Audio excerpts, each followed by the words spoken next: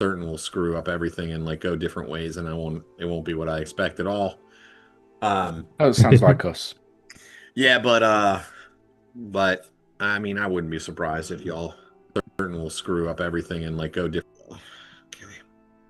Hmm. All right, let me get my soda.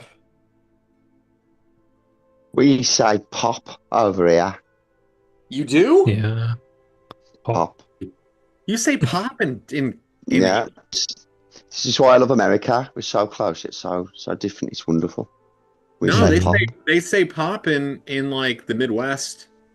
Like Wow. yeah, here it's like very regional. It's like Michigan Oh, and oh. Minnesota, stuff like that. They call pop. They say soda a lot of places in the world and Europe. I'll go a lot of soda. But we also might use descriptively fizzy drink. We might say that. Fizzy drink. Yeah. Yeah, I mean that I sounds just call it a common. can. It confuses people that associate a can with a beer. What do you say for flat drinks? We say cordial, Squash. squash, cordial. I mean, just we don't distinguish the term flat. Like it's just like a flat is the assumption, right? So Kool-Aid. like it's the Wow. default. So we don't say, Okay. although I Isn't do it know like isn't it called Kool-Aid in some parts? That's a brand. So Yeah, but basically, they just what call it Rob's saying is, Kool-Aid. what Rob's saying is, if you ask for a cold drink, unless you say soda, you ain't getting no bicarbonate in that shit. It's going to be flat. yeah. That's what Bob's saying. That's the absolute cultural underpin there with their soft drink world, Totally. which is different to ours. Totally different. That is. Anyway, sorry. It's just amazing. Well, we don't have any non-carbonated soft drinks here. Like we don't like all soda is carbonated here. Anything Mhm. else is lemonade, fruit punch. Like specifically, what is it? Whereas Yeah. we have contracts. Pass me the squash, son, just so just show them quick before, because I'm ruining the game here. We have this stuff. Look, I don't know if you have it. Yeah, pass that quick. Don't matter which one. We have this, and then we add water to it. So we'll pour a minute amount of that into a glass, and then we add cold mineral Yeah, water, and we get flat it's squash. concentrate. Yeah, we they Yeah. sell it, but it's just like it's juice. Like okay, what is it like? Is it orange Juice, juice? Is it yeah, Tang or juice. whatever? Yeah, I think that used to be a much bigger thing. I mean, Dom, you probably remember Yeah. as a kid, there would be like the frozen orange juice concentrate, and you in the drink it. cans.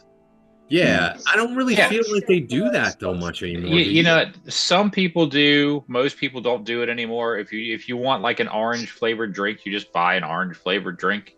I already made. Like we don't really do too much of that mixing anymore. We do. Massive. Anyway, yeah. No, we're too Meanwhile, damn we need lazy, some- man. We want it already done. We're too lazy Because over here. then we can titrate it. You see, we can say Right. just a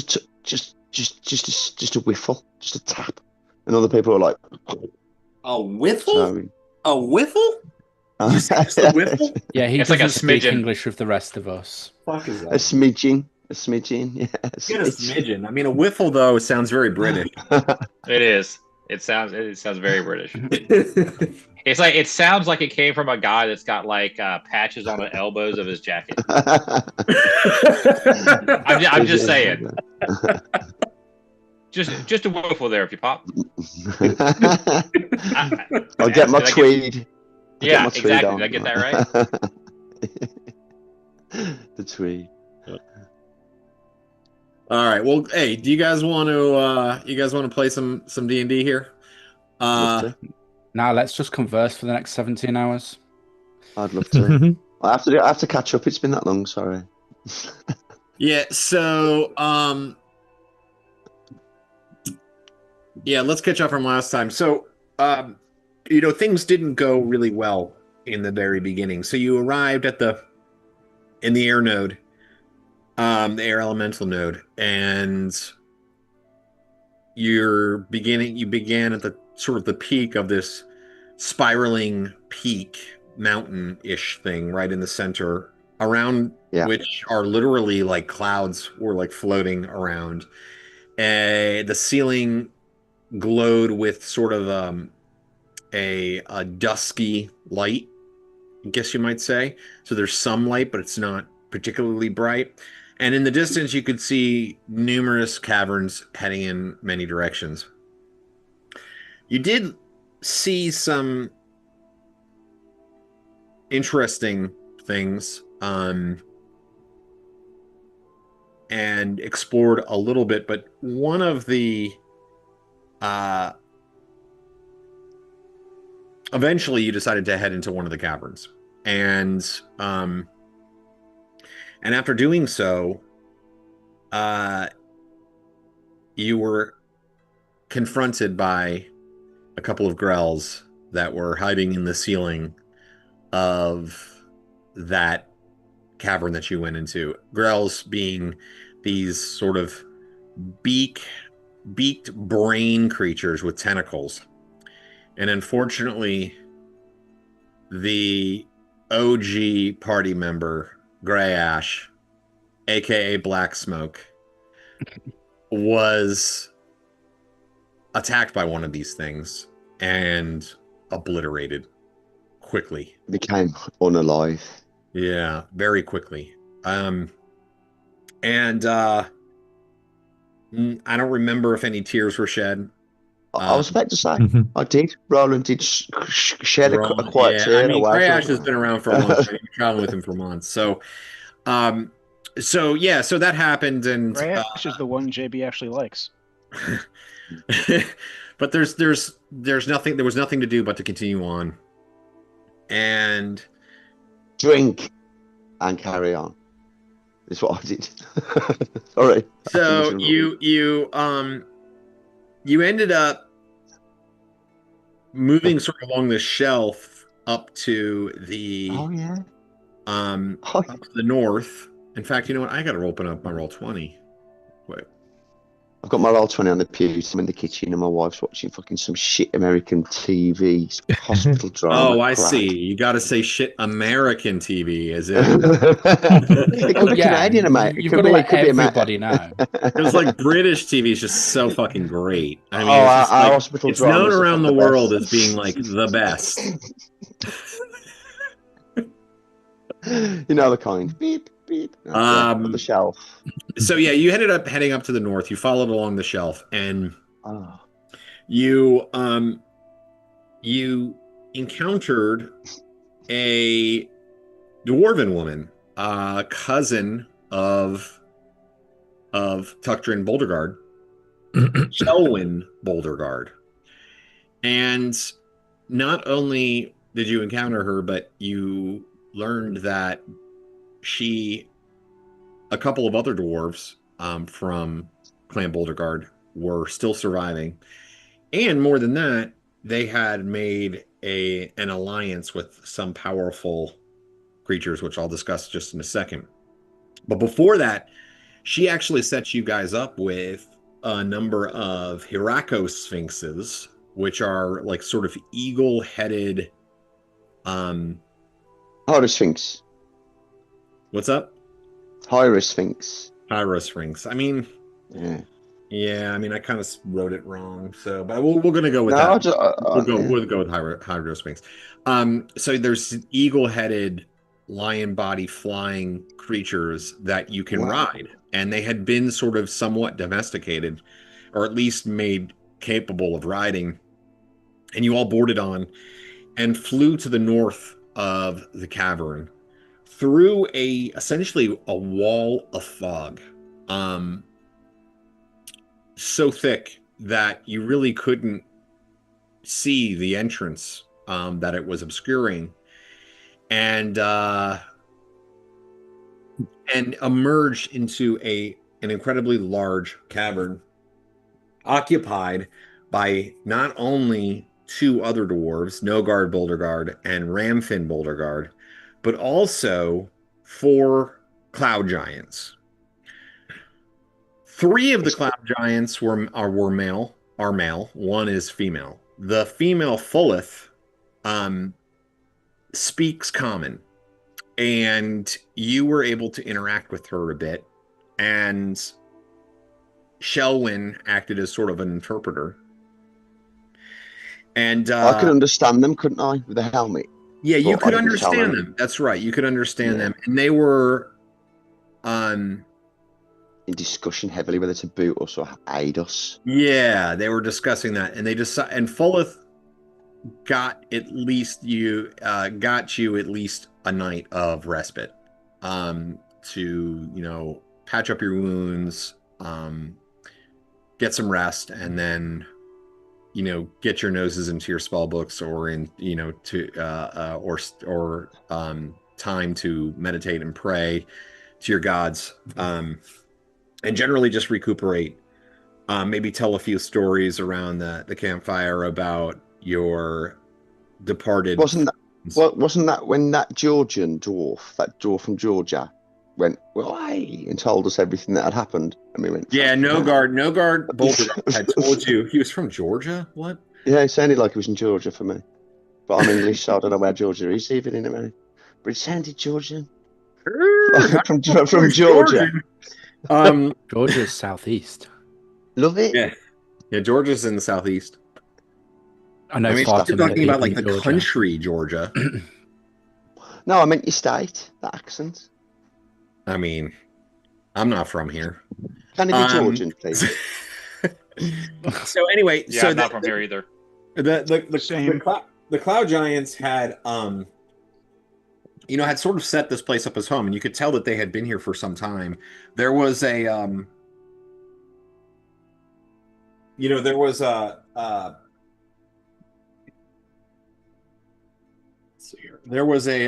a number of sculpted large chairs, I guess you might say, stone created chairs. I remember something about a marble fire pit or something, but it wasn't. There was a marble sculpture of but a 15-foot tall sculpture, which was was from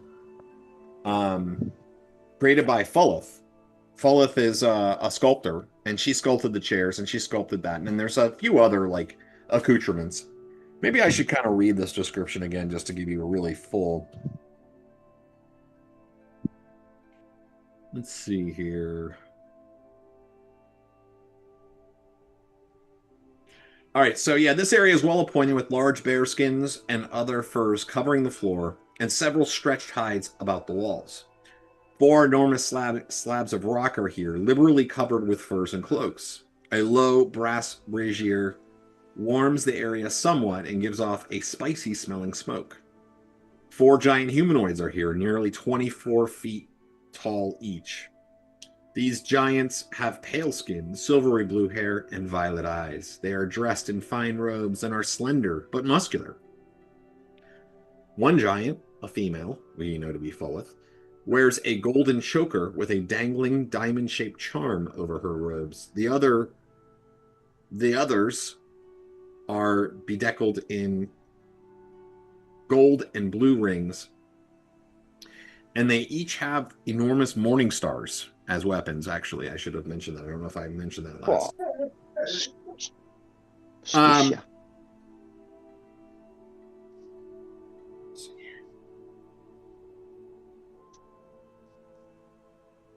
Yeah, so that's the situation you're in. You're kind of waking up the next morning, and your camp is so if you look at the map, there's like a I guess I'll kind of describe this to people who can't see the map, who might be watching this. It's kind of like a backwards, like lowercase n, and with the sort of the stem, the upper stem being the entrance of where you kind of came in, and then sort of 2 legs that extend off of this main cavern. The first of the 2 legs is sort of a raised shelf. It's a bit smaller than the other area, and it's not an area that is being particularly used by the giants. So that's kind of where they set you up. And so when you emerge back into the main cavern the next morning, whatever qualifies for morning in a place where time seems to have almost no meaning to you, given how long you've been down in these nodes now, it's pretty hard to tell what time of day it is. But upon awakening and gathering yourselves and finishing up all of your morning activities, heading back into the main room, you can see that the 4 giants and they're having a heated discussion. Fulleth is sort of on one side. The 3 giants are on the other side. The 3 male giants are on the other side. Zefkir, Vorag, and Mestra are their names. You've learned. And they're having a heated discussion. And make a perception check for Roland, Chris. Okie dokie. First roll of the night. Just got me dice here. D20. A 10. And my perception's 15. Oh, great. All right. So you can hear, like, you overhear their conversation as you're walking up. And there seems to be some argument because they're apparently planning some sort of assault within the cavern. And there's a discussion on whether or not you all should be allowed to stay in the cave, or they're going to force you out, or what sort of the solution is going to be. You also see, of course, the 3 dwarves are there. I would say Shelwyn, Nogard, and Ramfin probably all, kind of hung out at your campsite area. In fact, they're camped there too. They would have been camped in that area as well. So they're over there with you. They kind of, Shelwyn is already out there, but Nogard and Ramfin are both with you, your group, as you approach. So why don't we take it away from there? All of you are in this large cavern, and Am I within earshot? Like, am I within sight of the party? Like, so I freeze as I hear them discussing this, in case they hear me. I don't move at all. But how far away are the party from me at this point? I mean, you guys are all kind of work there together. It's just that you have the helmet. I gesture with my arms a bit to, like, maybe JB is probably about in it. He's always fucking lurking somewhere. He is. I go, JB, they're talking about it. And like a whisper into the darkness. Okay. And I consider whether to go in and say anything. I listen for JB a sec. Yeah, you're on this huge shelf, so you're kind of actually weirdly looking down at the giants. Wow. Because the shelf is raised. The cavern is like 50, 60, 70 feet tall, depending on where. The shelf's like 25 to 30 feet off of the ground. So, like, you're kind of looking over these enormous beasts, but these enormous humanoids. Can I attempt to detect noise to eavesdrop on them? They're speaking in their language. Yeah, you can hear them. That's not gonna matter. Yeah, you guys can hear them, but unless you give me the skull. Can I have the skull?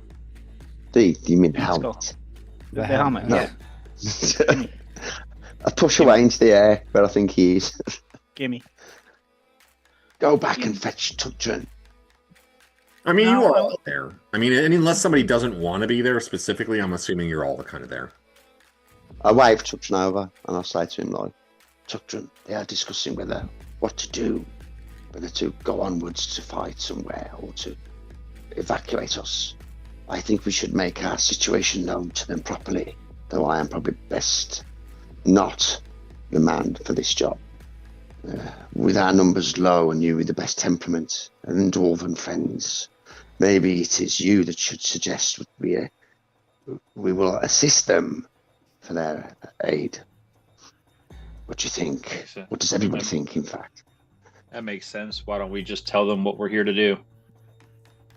I will leave it in your capable hands then. But I will step forward with you if you wish. Yeah. So yeah, I'll just start walking over towards my cousin dwarves. I mean, they're with you, so they're walking. I mean, you can see Shelwyn is down there with the, kind of standing. I mean, she's at a bit of a distance from the giants having the discussion, sort of, I guess you might say a polite distance, but she speaks giant, so she's like listening to the conversation, basically.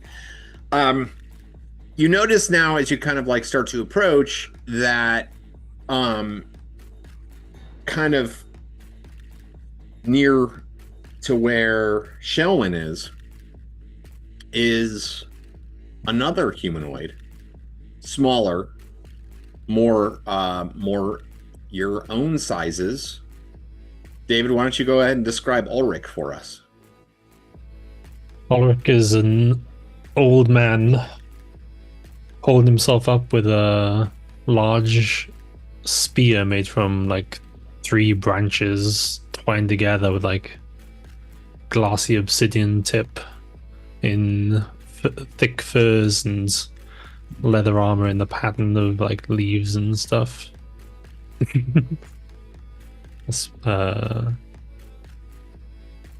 Yeah, grade humanoid. I think. It seems as if, as you all are approaching, a lot of things happen at once. As the giants seem to notice you all approaching, then they notice that Shelwyn has brought another guest, this old man. And one of the giants looks incredibly irritated as he sees the additional refugee, essentially, and says, well, only Roland can understand this, but says something to the effect of, "How much more scum must we allow into our lair? Is this a refugee camp? We go to war today." We've only got one dwarf. There's 3 dwarves. I mean us. The other dwarves don't count. Actually, technically 4 then, huh? They go into war. With whom? How do they even get out of here? The angry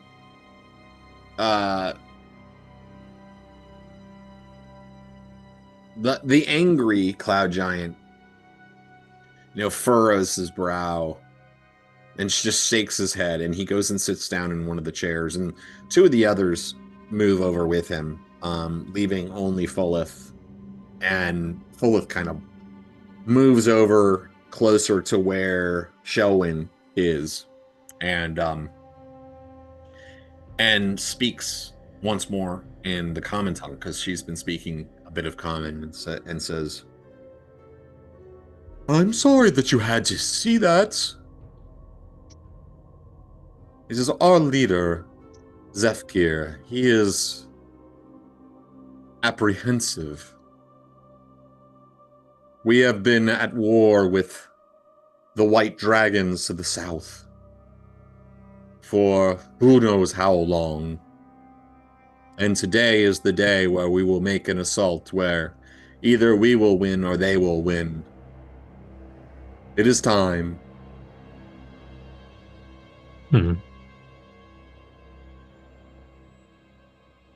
So, what is your plan after the assault if you defeat these dragons?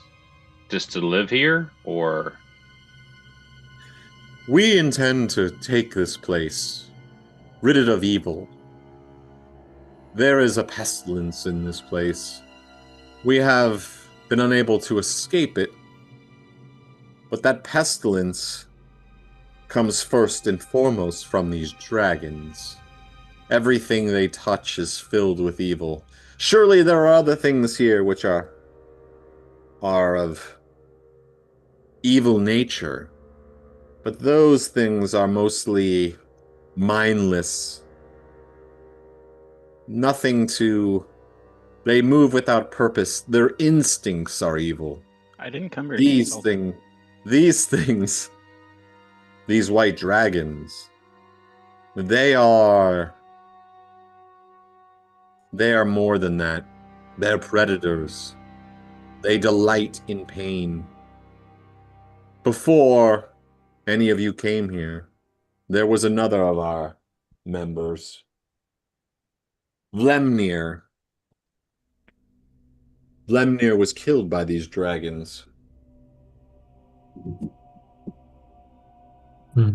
Well, it seems to me that we have similar goals. We as well want to rid this place of this evil that festers here, as you said. Perhaps an alliance is in order, a true alliance. Her brows raise. Perhaps that is a way. Surely this would convince my cousins, my brothers, to join, that you are worthy. Although I think such tests of loyalty are unnecessary given this place, and we should take any ally we can get. She kind of looks back over at Zefkir, the leader, kind of with a little bit of scorn on her face. He glowers back at her.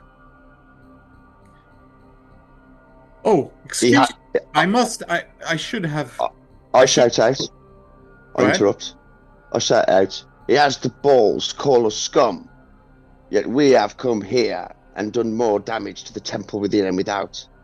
I am a man of bad words, yet I offer my services fully.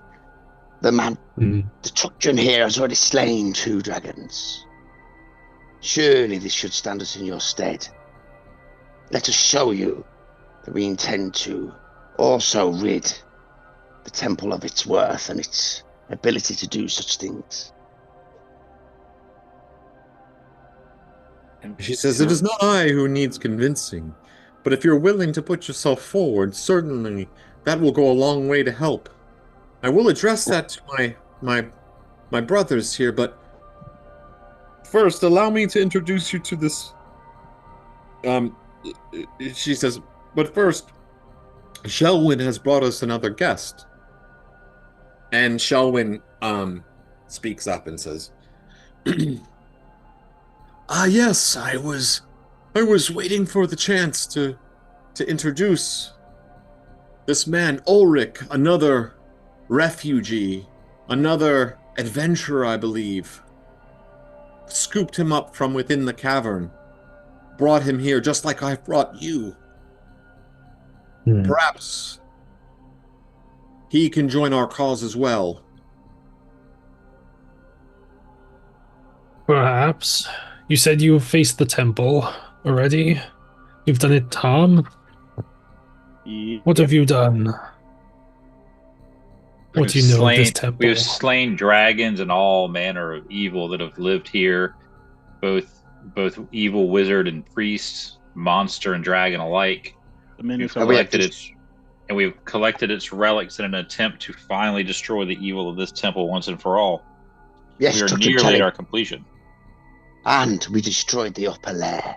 The upper temple is now defiled and ruined and brought low. The elements there. The temples of earth and fire are dead. We have killed them. That is a start. What have you done? So I would say that Ulrich would probably have noticed this because they've been in the temple for a bit. It's a start. Having explored this region a bit, the druid, there seems to be some sort of like there's like this fungus and molds and sort of pestilence within nature that has started to weave its way into the surrounding natural lands that Ulrich has been privy to seeing. Not so much elemental as like again, like fungus and disease. Like that orchard above with the fucking weird fruit. That was fucking weird. Yeah. Stuff. There's a lot more of that now. So that was kind of close to around the temple, but now there's like, it seems like like it's spreading. You would say, Yeah. It's a disease. Disease in the land. Ah, so that is your concern then. I said that. Well, from what authority or venture do you come to us then? Am I looking up and down at his arm and stuff? An old one that is not. Well, I used to care for the lands around the temple, but now those lands are no longer governed by nature, it seems. It has weakened my connection a bit. I think you might know like your druid connections. I don't know the. Well, I'm an old like, faith worshipper, aren't I? Yeah. I know Raccoon in the grove, but I don't know if I know you. Whether Rob said I do a damn, but yeah. See, I know that like my. Not Raccoon. What's his name? Something. Falwin or something. He lives in the grove in Hommlet. I don't know if you want to roll for that, I'll just give it to you, but it's like it's like one of those things where like there's a druidic circle, but then it's like basically almost gone. Oh. So it's kind of like other druids look at them a bit shamefully, or like a beggar on the side of the street sort of thing. But yeah, I need to I have my entire life I've wanted since I've lost my connection, I've been seeking to find a way to remove this pestilence from the land, this temple, its residents, the people that control it. It goes deep. There's much power here. It's more than I can do alone. I'm missing key elements. The key, the original key, is lost. They search for it every day. They search for it. I was searching for it. Found myself lost in this elemental prison.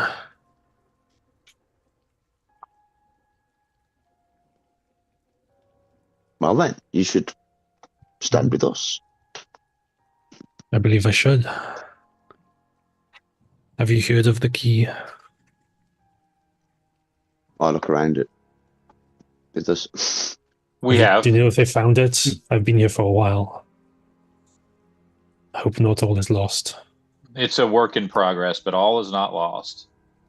Stay the course a little longer. Good. I'm glad to hear that.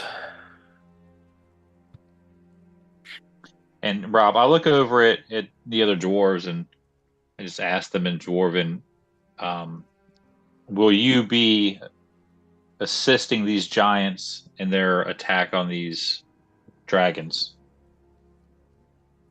The leader, Nogard, says, yes, of course, we'll be helping them.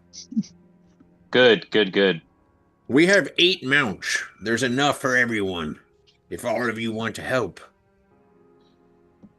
I'm loving this guy. He says, I don't really care if it's not really, I gotta be honest with you. He kind of leans in. It's really not about helping them. I just want to kill some dragons. Understood. But we're willing to help slay these dragons if in kind we all band together to finish vanquishing the temple, the evil in this temple. Yes. It's an alliance worth making. I don't really understand everything that these these giants are talking about and stuff, but I would tell you this, is that from what I understand, they like use these places to like breed monsters or like build an army or something. So I think that the cloud giants, what they want to do is they want to like, kill those guys so that way they can't be in the army or something. Doesn't matter to me. Like imagine that big old like jelly cube thing that's going around. Like if that went out into like some town. Ugh. I agree. All the evil in here needs to be vanquished, and we will work on that.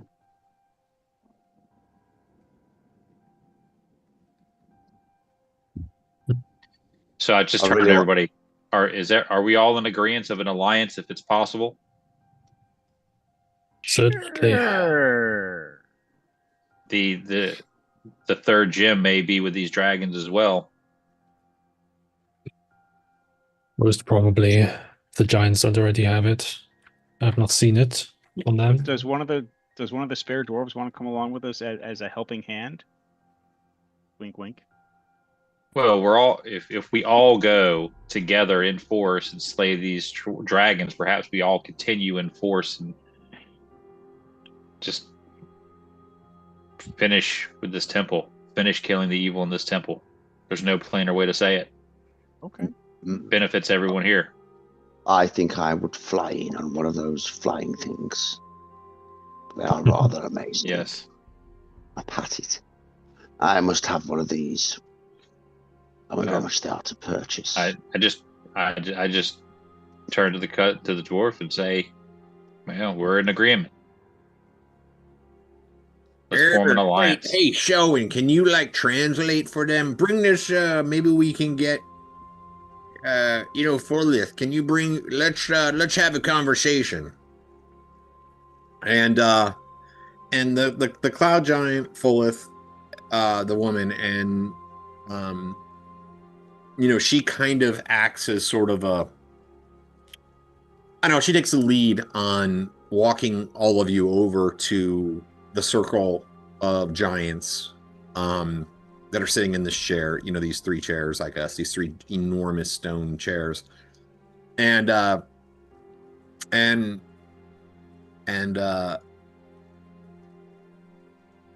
Shelwyn says,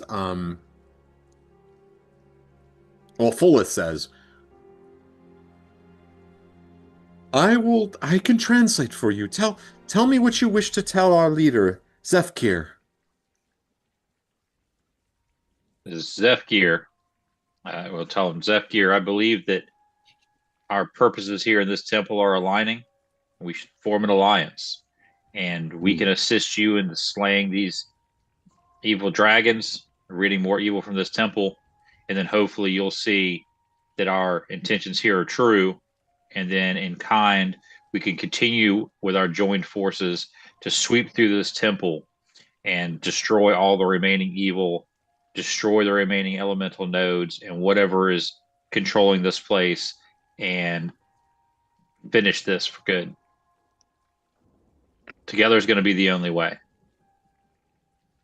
And so Fullith translates all this, and Roland hears this and understands it immediately, but also Fullith translates it as Zefkir says, and you vouch for these humans?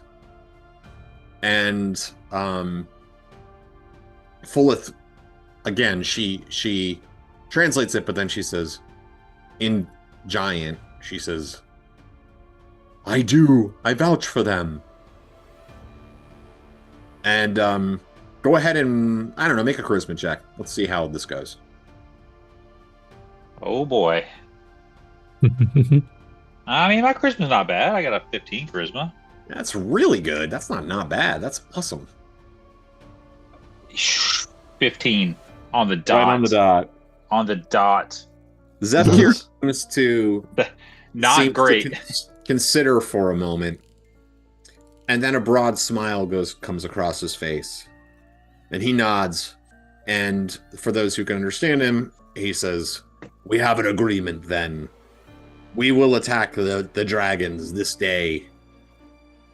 And the others, like the other giants, seem very pleased that the giants that they'll be attacking the white dragons. It's like the bit in Return of the Jedi when the Ewoks join in it. Everybody's dead happy. Like, I'm dead happy. I grin.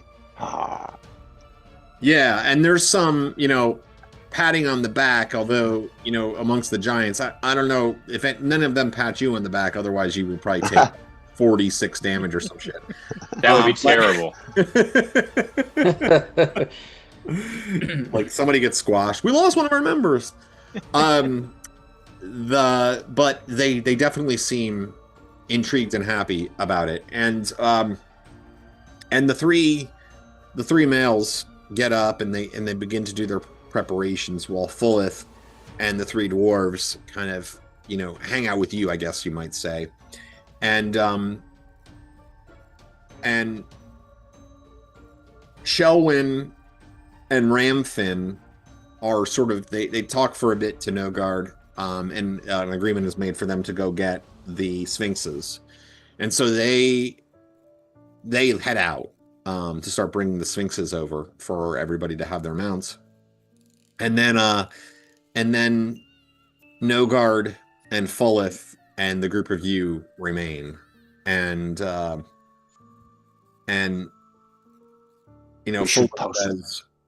we should post a watch, I say to Tugden. Who knows what other things may have spied us here? I agree. When the Sphinxes arrive, I will take a patrol. Does anybody wish to come with me? I will just fly around locally. Really, I just want to have a go on the Sphinx, but I'm pretending to be like.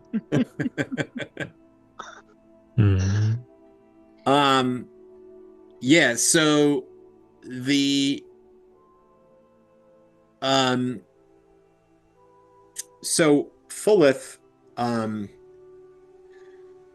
expresses her not only her thanks, but her surprise at, I mean, I guess you might call it surprise at the courage and fortitude of a group of beings so very small, such as yourselves, and your willingness to go up against these dragons. And then she as well excuses herself, leaving just Nogard and the rest, and Nogard and the rest of you there as the Sphinxes are brought in. And Nogard says, we should talk about some strategy here. I get the feeling, so listening, I mean, they probably can't hear me anyway, but so those giants, they're really, they're pretty impressive. I mean, like, look at them. They're huge and they can smash stuff real good. But they also, I think, because they're huge and they can smash stuff real good, they sort of, like, assume they're gonna win every time. And so they don't really, like, do the smart thing all the time. So we should probably have some sort of plan. Send them in first. Clean up. They'll go in first, I promise you that. But that doesn't mean victory. And I think he means they're overconfident. Yeah, that's. Yeah, my common's not so good. No, you'll do very well, brother. Continue, please. I pat his back. No, it's where the down south where these dragons are. It's like filled with snow and I don't want to say it's like fog, but it's like there's so much snow and so cold it's hard to see really. And the reason why their friend died, it was because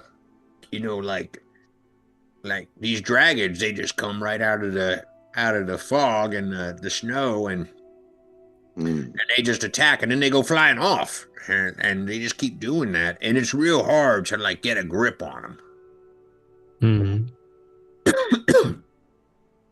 I don't know if that makes any sort of plan come to mind, but I start to have wild plans about leaping off the back of a flying sphinx onto a dragon and making it fucking blinding its eyes and crashing it into a wall, and then I'll listen to Tuchton and the others. That might happen, I think to myself. He's got ADHD. He thinks off into the world, and he's like, "Oh yeah, so I'm going to fly up, and then I'm going to jump off onto the back of a dragon." He's thinking. Yeah, Roland's like figured it out. If I am protected, I feel I can use this perpetual storm against these creatures. Oh, like it. How? Use the storm itself. Summon lightning to strike them in the air. Yeah, there's clouds floating around everywhere. I mean, it's like they come and they go, but there are clouds like as if this were an outside area. Yeah. Again, the cavern's roof is like 300 to 500 feet high at its peak. Yeah. I'm gonna fucking dive bomb that thing. Like a spitfire. Because the spell I'm thinking of, it says like it says because it requires a storm overhead, it can't be used underground. But like there's literally a permanent storm in this area. Oh yeah, you could use it here for sure. For sure.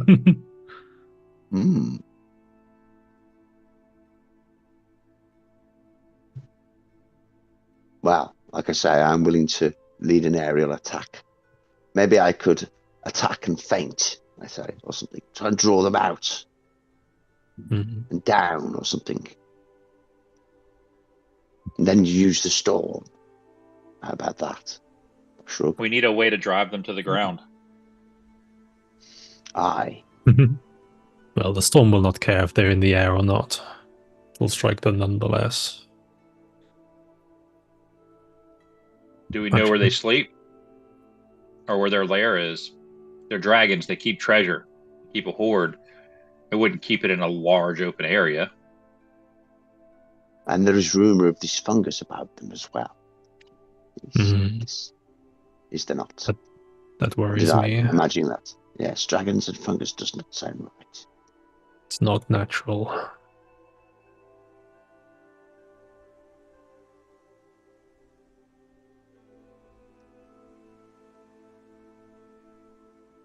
Yeah, like when you were discussing the fungus, you notice that like you can't help but like you've been down here for a while now, going in between places, and like like leathers and various different materials like cloth, fabric materials, and things like that, and particularly human environments and all, can gather like mold and fungus and things like that. But you're like in a fairly cold area right now where you are in these caverns, and it's pretty dry. There's like a wind, so that's like a bit of a sort of perpetual breeze here, which would sort of be counter to any sort of like fungal growth or anything like that. But now that you're talking about it, and you kind of look yourselves over in like long stitching and like in the creases of your armor and like the oils and stuff. Like you can see. Yeah, you can see that. Like you can see like it seems to be underpinning everything. Yep. I'm able to identify it. Yeah, I mean it's just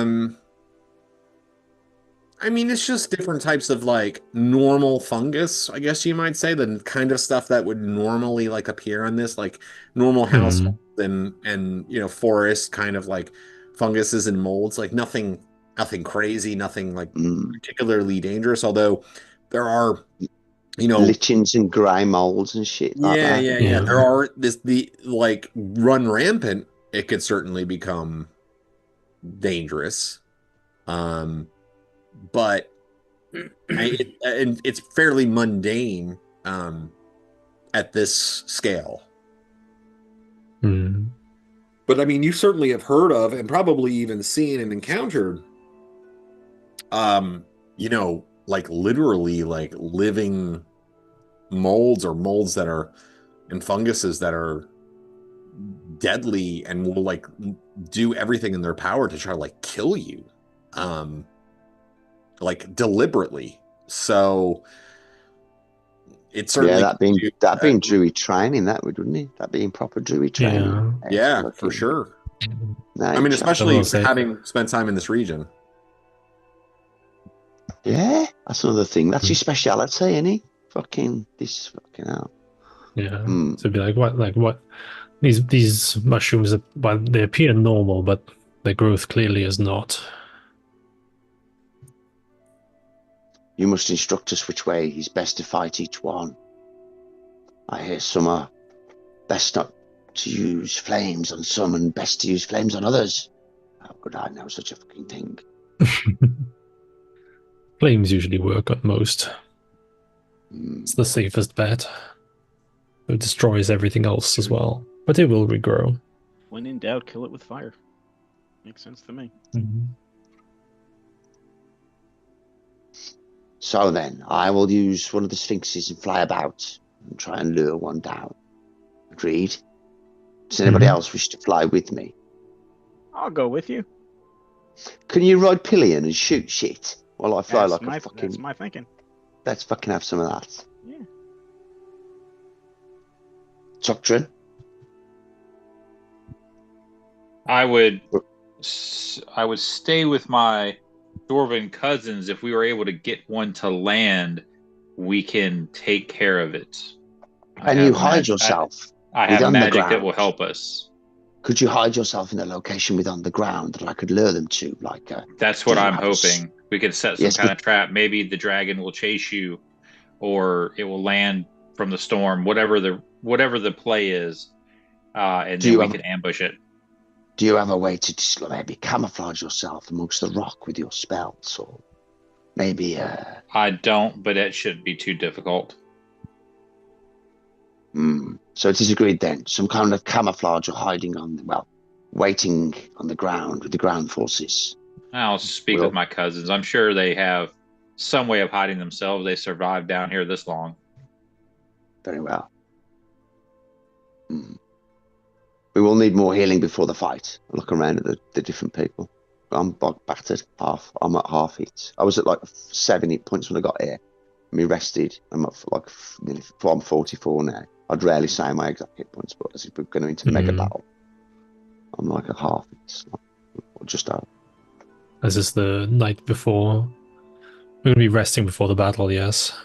I'll be still doing that thing where you can turn any spell into a heal, right? Yeah. Yeah. I shall heal people up as I am unspent, so you get these healings up. I'm actually a worshipper at the grove, so I got to be careful because you're a druid, which is the equivalent of a priest. So if you, the grove won't like me though. Yeah, but I would obey you within your doctrine. If you said to me, "Do this, Roland, for the good of nature and for the people," I fucking would. Because you're you're a priest of my religion. So I'm not overly religious, but I would pay more heed to you religiously than Luke's character before, who I genuinely loved though as a brother. I don't know how much you heard. So the first one is 10, 11. Heal for 11 on the first one. Who? You. Okay. I placed my hand upon you. I was allow me to heal the party before the night of the battle. I'll say thank you. Customers, what would be said in ritual healing or whatever for the worship. How many other people are injured? I'm not. Arena's slightly wounded. Okay. And is Roland still injured? I'm at 55. So I'm at about... I have... Yeah. I'm better than I was, but I'll cap out above 70. Another 11. 65. So I'm at about 2/3. Yeah. Okay, I'll give you all 3 of these then. Oh, that's the counterbalance. That's only 2. So you get 22 from you. 20. 24 that caps together. me. Yeah, that caps me. Just slightly over a few points. Bing! Mm-hmm. Roar! And He-Man! Roar, the power of the nature. I'll say I flex a bit. and the light healing for Arena. That's 6. Oh no, 4. No, what is this? 1d8. 5. He heals you for 5. You still injured after 5? I see any cuts on you? Who, Arena? Yeah. Yeah, just it's minor now. She's Yeah. There's no need to maybe hold got a back cut before here the or light of a there. battle. Heal you for another 5. There you go. Okay. Can you fly Harris? Could you fly with us, Arena? So there's 2 of us. Of course I could. So then we can like if we get too much pressure off one of the dragons, or there's something unexpected, like they've got all the flying alloys, even we could split up then to give them, you know what I mean? Like to split their attack and then try to us both head towards that fucking hiding place. Yeah, so they bring Dons. Yeah, I was going to say they bring back the Sphinxes, and there's 8 of them. So there's actually 1 for each dwarf and 1 for each of you. And I've posted the stats for them in the chat. Oh, so hello. I don't really want to have to like 2 layers of 4 each. Chat on Discord or chat here? Yeah, well, but I mean it's chat 8. here. It's 8. Copy paste them into Discord for us, Stack. Please. Yeah, I think I can. Give me a sec. I got it. You got now it. we must name them. I will call mine Snowy. Pete, did you put it in Discord? Yep. AC 1. There's a claw bite. Yeah. Let's 1d10. say 6 hit points per hit die, so 54 hit points each. They're mega fucking mounts, they are. Well, they're really good, actually. Yeah? So in order to make them attack on your behalf, you have to make a aerial riding check, and most of you, I don't think any of you have that skill. So you'll have to make that to make them attack, but you can ride it just as is. That's right. And my wisdom's shit, so this is going to be amazing. It's like a stolen car. Ride it like you stole it. Yeah, that's what I was just saying. Maybe it's best to have another driver as well. Unskilled check is -3. Depends on the class and what. Yeah. Unskilled riding, because riding's wisdom. Yeah, but aerial riding, is it the same? No, it's a separate skill. It's a separate skill, but it's not. But I mean, like the stat.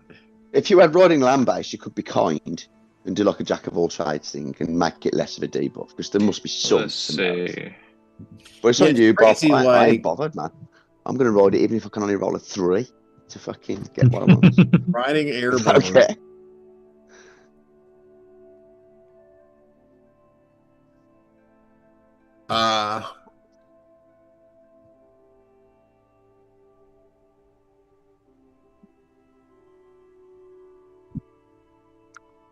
Yeah, I mean,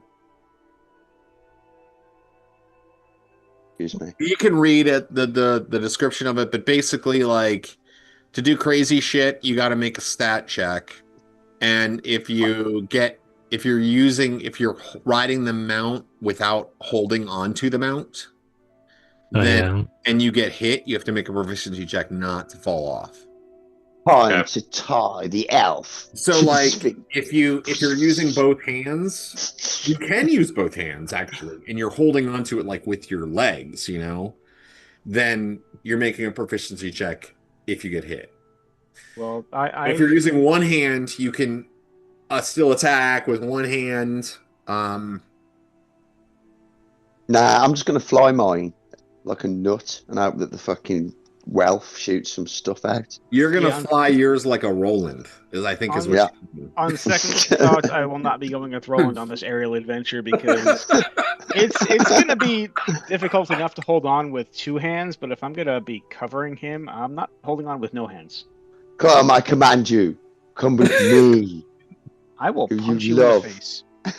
Actually, this doesn't really affect JB because he's a player character. I know, I'm But just. at the same time, to JB, Roland is a fucking like, I'm the quarterback. like he has a 20 charisma.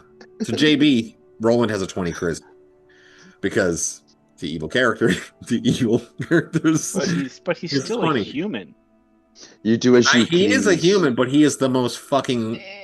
I mean, well, that's the big thing. Arena would pretty much do anything that he was told. Familiarity breeds contempt. Yeah, I mean, we don't really play that with the PCs. I mean, if the bad guys we have should. Exactly. We should. Yeah. There's no. I don't like Familiarity mind breeds control on contempt. players. I really don't. So I just mess him about a bit and let him choose. Really. Like, Roland should literally be able to just stand there and go, "I fucking command you," and then we all have to roll and go. Ah. The only real decent missile weapon I've got is like an old heavy crossbow with a few bolts left. If somebody wants to use that, because I'm just going to be holding on and flying. Well, I mean, I've got proficiency in crossbow.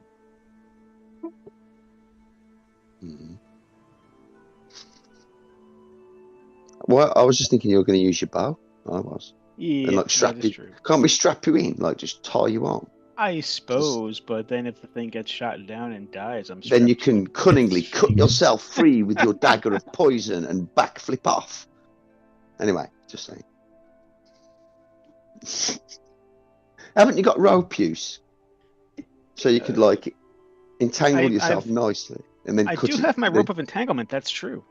That's You can true. entangle yourself to the beast. It is covered by dragon poop, but I mean, you can't do anything though when you're entangled. That's the problem. it was just gonna entangle me it's about selective the waist entanglement. And keep He could entangle his legs to the beast, but leave if his upper body just fine. Is that how it works? Doesn't it act at your will? Does it? I don't know. That's what I'm asking. Maybe magic can be very precise, can't it? In Dungeons, only does this. It can be very precise, or it can be completely tells you nothing. You know what I mean? Like D&D. These are just crazy ideas, but that's what Structure worked on for the ground force. Then tell us, we've mounted our readiness, we've got our attack ready. There's three of us going. I'm gonna get with Rob. So I'm gonna talk to the rest of the dwarves and just, what have you done to conceal yourself since you've been here? How have you walked around unattacked by Grell? We don't know they're Grell, but we have not dragons. At first, as I said, one of your cousins didn't quite make it once we were here. Got killed in this particular area, but the others, the rest of us, we found a cave, down in the south that we stayed in for a night, and then we ended up running into Forlith, and she was very kind to us, and she showed us this kind of hidden passage through the fog. And so we mostly are out here. We kind of go out now. So if you go right outside and you start heading to the south, you probably saw that obelisk, that strange pillar out there. I don't know if you explored it, but anyway, there's the temple. They send stuff out here, right? And then people mess with the obelisk, and there's some bubbles with some creatures in it. I don't know. Mostly we just kind of, do what we do. We walk around, and if things come near us, we fight them. But we mostly now, since we've been in this spot, we don't really go too far from this cave. We go down to the ice toads sometimes to feed the sphinxes. But that's pretty much it. We've kind of explored some of the other spots, like up in the northeast. There's some I don't know, some weird air creature kind of things. We didn't really mess with. We just looked at them. There's some It's got. If you It's go not way breaking down up south, soon. it's sort of infested with these crazy rats. I don't know how to describe them. They kind of like phase in and out a bit. Nothing like I've ever seen in the lands underneath the deep dark where we come from. Okay. Well, do you know of this area where we're going to find these dragons? You've been there? Yeah, just from the very beginning. Like I described it, it's hard to Do you see. know any potential ambush spot where we might be able to bring the dragons down to the surface and ambush them? I don't know, but I will tell you this: on the very southern edge of this big cave, we saw there's like a ledge, you might say, like a a, a, a bit of a ledge that goes around. It goes all the way from the ground and then it goes up and up and up and up. And I wonder, it might be a good spot where we could kind of scope things out a little bit. But I don't know, though. I mean, we didn't explore it. It's, well, you've been here. You've been traveling through this place for some time now. I mean, anywhere you go is just just death around the corner. That's true. Well, that's as good a plan as any as we have right now. We have not had any time to scope this area out. So we could take a look there and then just make our determination from there. Yeah, and see, that's the problem. You poking around the corner and then maybe some giant, like jelly cube comes in at you or something like that. Or there's like that giant tornado thing. Hard to avoid. Well, we'll do our best. So it's general forward ops then, Tukjun. Yeah, so who's going patrolling? Arena. Yeah, we need to go. We need to look at this area. Yeah. So we need stealthy people to patrol. Is what we need. Oh, you mean like proper, like just about how far is it to the ledge to spy? Well, before we go fight dragons, it would be nice to know the arena that we're fighting in. Definitely. We're not fighting in May. Wait, what? I just heard that people were going to fight in arena, and you can't fight in May. We should definitely give us time. Let the stealth. How far is it to the ledge? How far is it to the ledge? Have they got a map? How far is it to the ledge? Is it like a yeah, so like the ledge is essentially in the far south. You can't even, it's not even open on your map yet. So we might need to fly most of the way there as a crew, then land, then let you go do forward ops. That's what you're saying. Yeah. I mean, unless your operations are just going to be. So it's quite a march south then. When we go with the other crew. Because the Giants ain't going to be able to fucking hide, are they? Going south. I mean, can you guys see the arrow? I see a giant line. Yeah, that's. Oh, okay. Can you see the look at my computer? Yeah, I see the end of the arrow. 1,575 feet. So 15 feet. I mean, it's. Yeah, we should look at the map here, guys. The GM has provided a map, and it's fine. I mean, you know, it's far from here, and there's many dangers in between. I mean, you've never explored the obelisk, but you know that there's an obelisk there. There's the vortex, which you've seen that tornado flying around. You've seen the gelatinous cube moving around through there. I mean, you've already encountered Grell, which are, of course, you killed them, but nevertheless.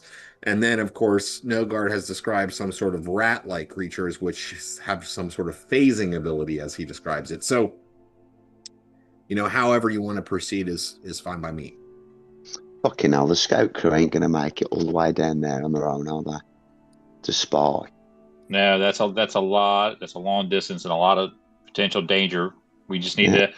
Guess we're going to have to wing this one. Do you know what I reckon? Do you know what I reckon we could do? We already know that one area. Why don't we take the Sphinx all together, fly and stay as close to the edge as we can on the west side, and fly down that west side completely.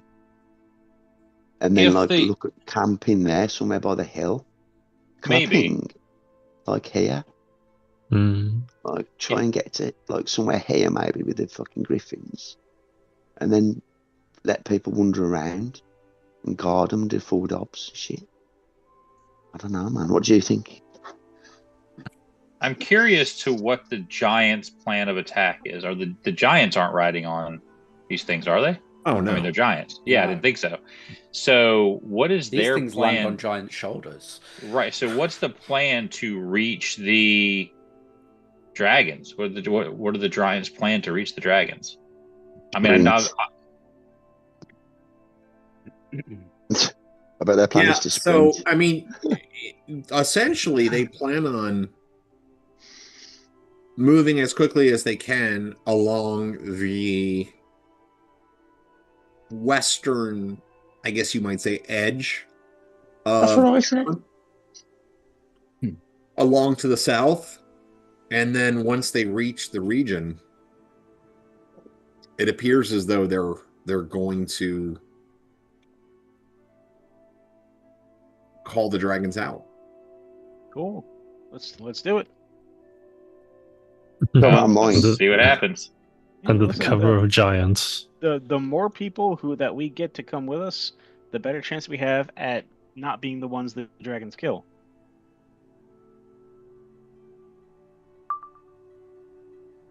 Come on, dragon eats an entire giant. He's gonna be like food coma. We take him out with a stick.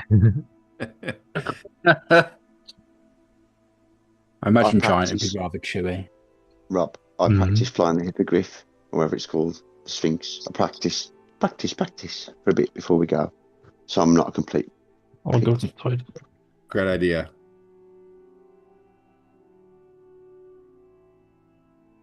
And I'll leave the rest of the discussions up to the group.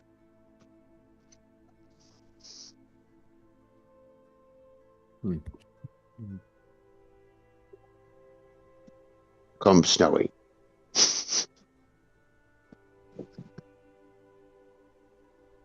All right, you practice the giants. Okay, everybody.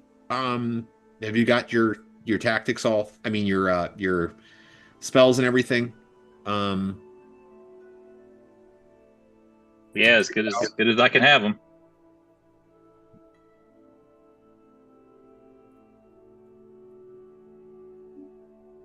That's just me sending me some stuff. All right. So is everybody else ready too? You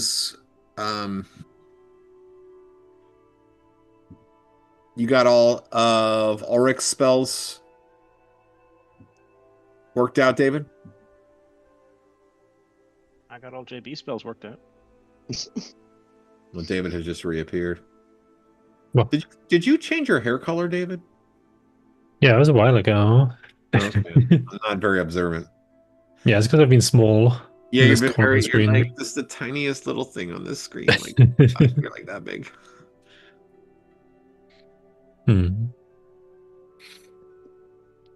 Wait. Yeah. So is everybody ready? Yeah. Yep. Absolutely. All right. So you. So you're not gonna do any explorations. You're just gonna like go all. You're just gonna go in. We've got something to kill the point. Priorities. The point is to do forward movement up to like a safe point, then let the scouts try and get ahead. But we are anticipating combat or ambush along that western wall. But we're hoping to get far south. Yeah, we didn't want to leave a small group out there by themselves. They'll just get murked. Yeah. Waste. Agreed. We already lost. We just Now, if you had been hobgoblin half-orc command, like line troops, I'd have fucking sent 3 units over you to die.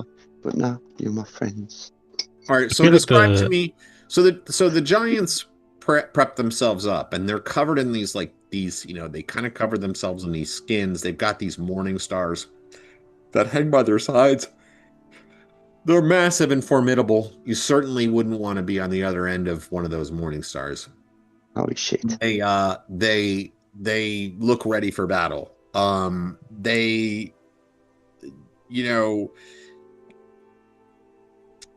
have some ritualistic activities beforehand, like around a fire, kind of like making prayers to the ancestors. They seem to have some sort of I don't know, like pseudo ancestor worship, and like I mean, for creatures that are as powerful as them, like gods mean something different. So they're like, they kind of have their thing, and they get themselves sort of like pumped up. They throw something in the smoke, which anybody that's near enough to it, I mean, it's got sort of like a mild, I don't know, inebriating property, but I wouldn't say it's like, it just... Happy dust. In a way, yeah. I mean, I would say it's happy, but it's more like, when people like, have like 2 beers and they get like a little bit more... Tipsy dust. Yeah, like kind of worked up, I guess, and so the smoke is sort of, permeating, and they're kind of inhaling, and they're picking themselves up to this. And Foleth has joined them. I mean, the 4 of them, I don't want to say they ignore you, because they don't really ignore you so much as they just like have their own rituals that they're involved in, pre-battle rituals. Right. And before long, I mean, they don't really have any sort of preamble to it. Once they get themselves worked up, I mean, they just start moving. They're revved up. Yeah, they're revved up. And so you head out. I mean, they head out the cavern. And do you all have your? Is everybody on flying on the Sphinx? To start with, yeah. Okay. So are the dwarves. Is anybody not flying? No, I think we all are. Maybe. Probably. Well, now's the time to decide, David. I guess so, just to like keep up and keep on the move, but I'll be trying to stay low. Just turn into a bird and fly behind us. Aren't you a druid? Don't you have like mega wisdom? Aren't you like at one with all animals and could easily tell it what the fucking plan is with your speak to language? Because you speak to them. Can you speak to the horror sphinxes? I ask you, can you, druid of power of nature, can you speak to these animals? Tell Snowy that his name is now Snowy, and then tell them the plan. I don't think it works like that. I think I'll just spend proficiency slots on languages to be able to speak to them. Nah, you can just speak to all animals. I don't know if you can do all animals, but there is something. It says a druid can acquire the languages of a woodland creature. It's a druid's choice whether or not to spend a proficiency slot on one or more of these languages. I think that when they say woodland creatures, what they're talking about there is like the language of the bear, satyr, the no, I don't think it's those. I think it's more like the dryad. Yes, those things. Yeah, there's nothing that mentions like normal animals. You can speak to all plants and animals. Around 5th. There's a level thing. I think Chris is right. I don't see it, but you get innate powers. Also, at first level, you get communicate with any animal as a spell. Nice. So you could actually tell the horror sphinxes what our fucking plan is, so they don't go, fucking hell, a dragon, what the fuck? And fly off. And go, expect the dragons to be there, horror sphinxes, and we'll go, yeah, man, we'll give you some carrots. We'll give you a donkey to eat when we get back. I don't see any of that, so I don't know. No, that must be a first edition thing, Chris. What a shame. Yeah, David's right. You can't. Maybe it's identifying stuff then. You get. I know you at least get it as a spell. You can communicate with animals.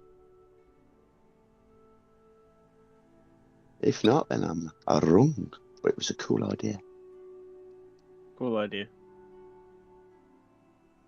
No You snow. are you set your 7th level already, right, David? Yeah, because I got less experience than Griash did, but priest leveling moment. Wow, druid leveling specifically. Yeah, but this character's level capped because of the side thing. Shame. Okay. Speak with animals. What the fuck? Well, we'll say you have a nice affinity with the Sphinx, though. I mean, at very least. So you all go flying out, and the giants. You can see they're moving. I mean, they just move fairly quickly because they're huge, and they're moving fast. So they're moving down the side of the cavern with little concern. I mean, they seem to like caution is not really their plan.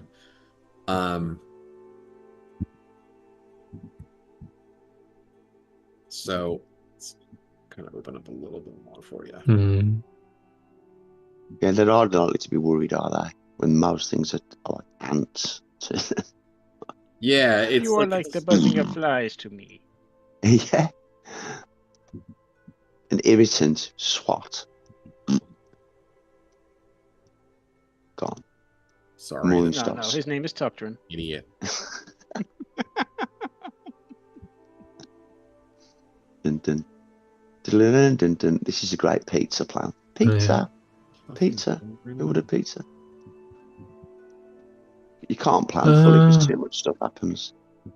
Just the general synopsis is good enough. When does calm animals last? Huh? Looking for calm. No, there you go. Calm animals. 1 turn plus run round. Probably wait for that then. I'll wait till when we see stuff happening. I'll cast calm animals on them to make sure they don't like panic. But until then, I'm waiting.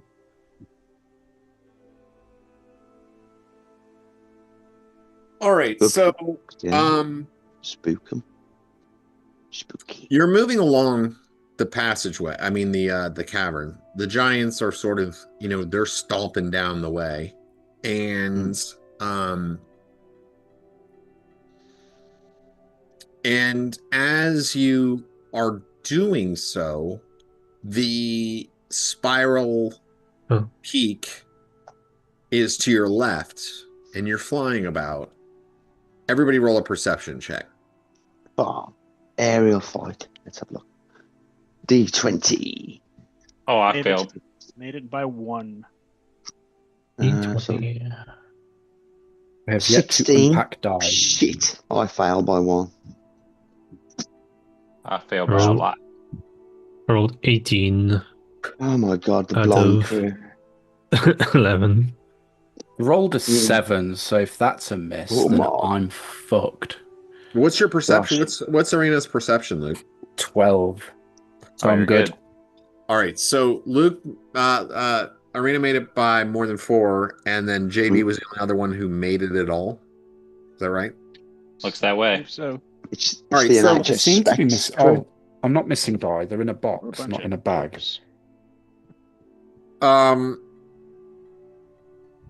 It's hard to see, but JB notices movement. A couple of figures are trying to keep into the shadows, I guess you might say, of the spiral peaks. They're moving down, like further into it. They're on we'll say they're about halfway down. Okay, so they're coming down it. Yeah, they're coming down. They're moving down. They're keeping to the shadows. They're being fairly careful about it, you might say. Arena notices that one of the men is like tall, slender. I mean, they're both humanoid.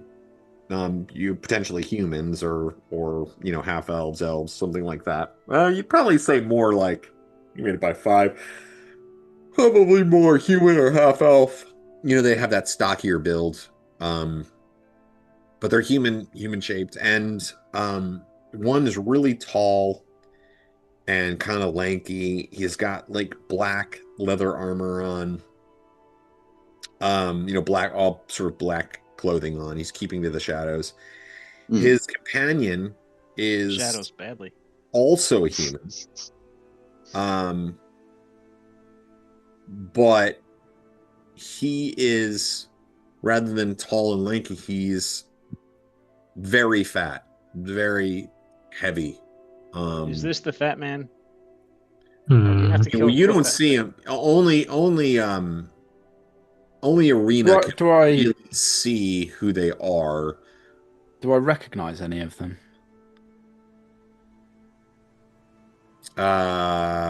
Let's make an intel check -8. Oof. Gosh. Oof. Shit. I'm only giving you that because you're a bandit, and maybe there's a chance. Eat that -8. Gotta roll a 4 or less. Come on. You're saying there's 18. a chance. Oh, wow. Not good enough. No, you don't recognize these guys. But do they seem shady? Do they seem like they've got a particular eye on us? Well, they're not looking at you at all. They're just kind of like trudging down the mountain. They seem to be having some sort of conversation, but they're like keeping to the shadows. Okay. I mean, they're pretty far off. Like, you're like, you just catch movement. I'm gonna veer off course and go and see if I can get nice and high above them and see what they're doing, hear what they're doing, maybe. All right, everybody sees Arena like veer off course from the rest of you guys. Does anybody want to do anything? Arena, I've seen something. I like veer off as well. I'm gonna stick with the giants. But not like Honor. Wingman? Top Gun shit. Wingman. Yeah, I was just thinking the same thing. Come on, Goose, let's go. Talk to me, Goose. Oh, watch out, Rob. Oh no, the map. I don't know why moved. that just happened. That got crazy. That's the way he flies. I didn't even know that could happen. Like, what the fuck, dude? Seriously. I veered so hard it threw the map across the fucking world. Seriously, it's like, Jesus Christ. You know why that happened? I tried to do like a polygon reveal on the thing. I don't like Roll20. I've never really liked Roll20. It's just like it's the only game in town. Like, I don't know. Well, there's lots of alternatives. I know, but I don't know how to use any technology, and then I have to learn another thing. Hellbear's pretty good for. I'm gonna have to fly over there and teach Rob how to like. Dude, I'd love that. We'll play in real life. Man. You can join our game. It's super fun. I got a place you could stay too. You can just sleep in. We got like a detached office with a fold-out couch. You guys should come. That's it. Me and the wife are coming. Queen size bed. It's me and you, bro. We're going. Yeah, no, leave the wives at home. Come on. No, absolutely.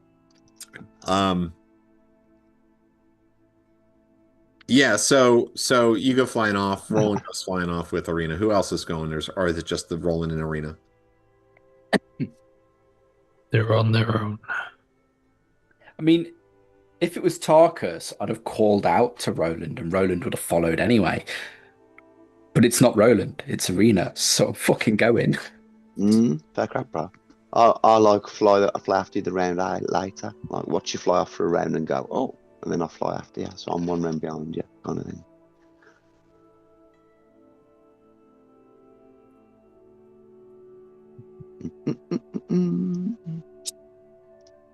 My R4 eyes do not see well in this cloud.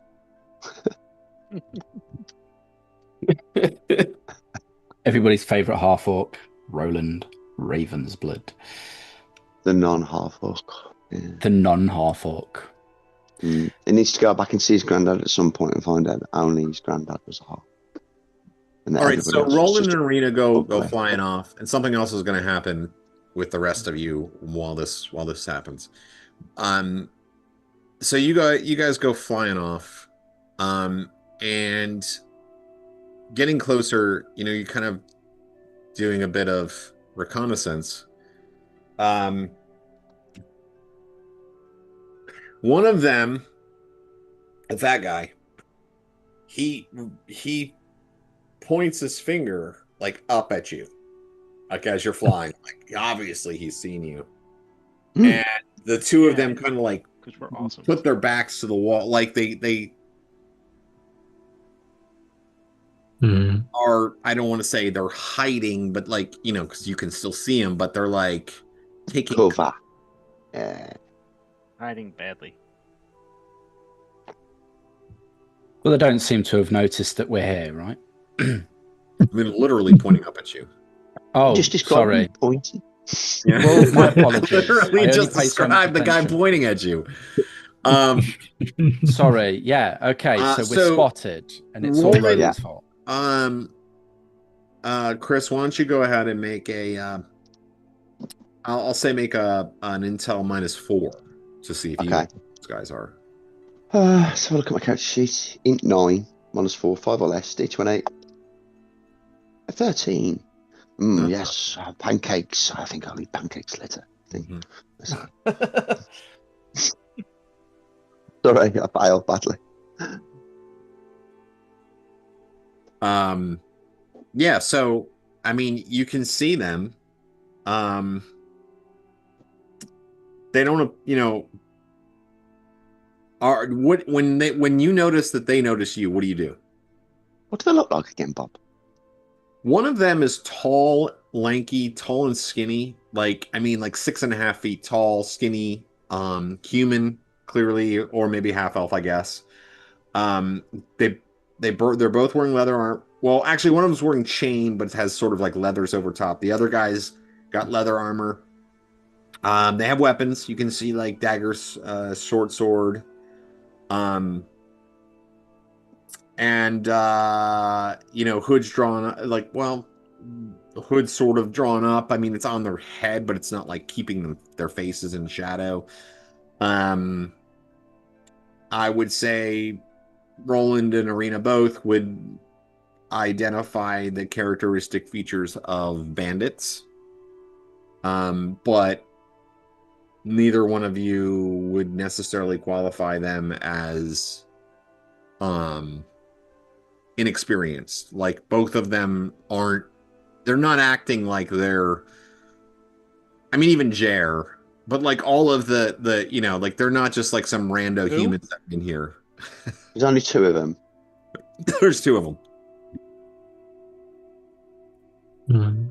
Do I get a chance to fly up to Jahir? Like level up with Jahir? Yeah. So you're gonna what? I'm sorry, say that again. I want to fly up to where Jahir is, or closer to not Jahir, Luke's character. Arena. Sorry. Well, shall we approach them? Surely they have seen us now. It's more like, hey, should we approach them? Like in a windy environment, flying around. Hand signals, my boy. Hand signals. Are they seeming? They're wearing chains, so that they're not exactly fucking Neolithic. Okay. What do you think? I shout. They could give us away to the dragons. I just hover for a moment and watch them. If needs be, gain some height so they can't be a threat. I want to see if they are threatening. If they're not, I'm not interested in them. They can fuck themselves. Should we challenge them? To do. Yeah, should we challenge them? They're talking to each other, and one of them goes like this. Like it's waving its arms for you to like come to draw you over towards them. Okay, I'll fly down then, to within, but not to within like sword range. I'll just fly closer. All right. Well, I mean, you do fly closer. That's great. One of them yells out to you as you get closer. Friends, come, land, let us talk. It's your friend, buddy. I don't land like a hover. And I Like hover a flap. few feet above him with a bow in hand. And like I shout it at the minimum distance that I can to hear them. Like maybe, I don't know, 50 feet. Can I hear them from 50 feet, Bob? Yeah, but I mean, are you land? I'm sorry. Did you land? Arena's not landing. I'm not landing now. I hover. I said I flap. All right. Well, both of you make a aerial riding check then. I mean, That's getting fair. your creatures to hover isn't exactly like it's Yeah, a bit of an okay. advancement. I'll try and steady it then. I suppose it's like a helicopter and it could just spin out. Oh, a 12. That's no good. I land me. Yeah, As you're I flap it. trying, and you're just kind of like moving around. It's like awkward. What about Arena?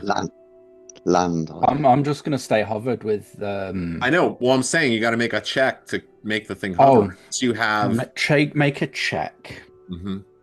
Riding 3. So that's a pass no matter what you're gonna get. Yeah. So you kind of like hover. In fact, it's kind of cool because they're up on that ledge. So you're kind of like hovering maybe like 15, 20 feet back from the ledge. So like you know, you're sort of hovering even with them in the air, and they're on the ground. I look like I know what I'm doing. swing That's all to that a matters.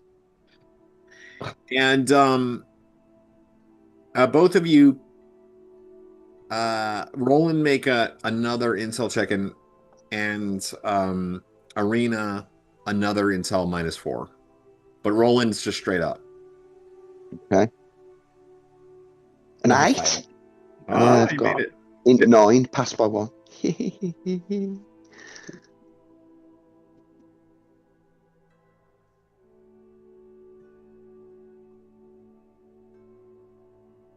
And Arena? Fail. Okay. Rolled an 18.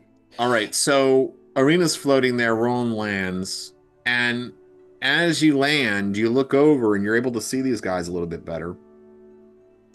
And you recognize them. Roland remembers having dealt with these men before. They operated a trading post out of Hommlet.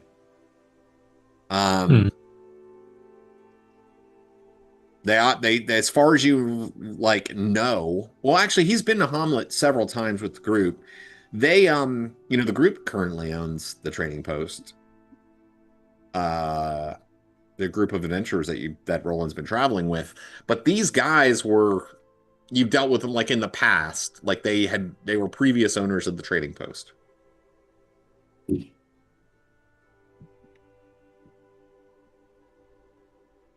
Scoundrels both. I thought so they're bad or good? I don't understand. I would say scoundrels. So not necessarily bad or good. I mean, JB is a scoundrel. Roland's a scoundrel. Arena's a scoundrel. In a way. Excuse me? Objectively moral JB here.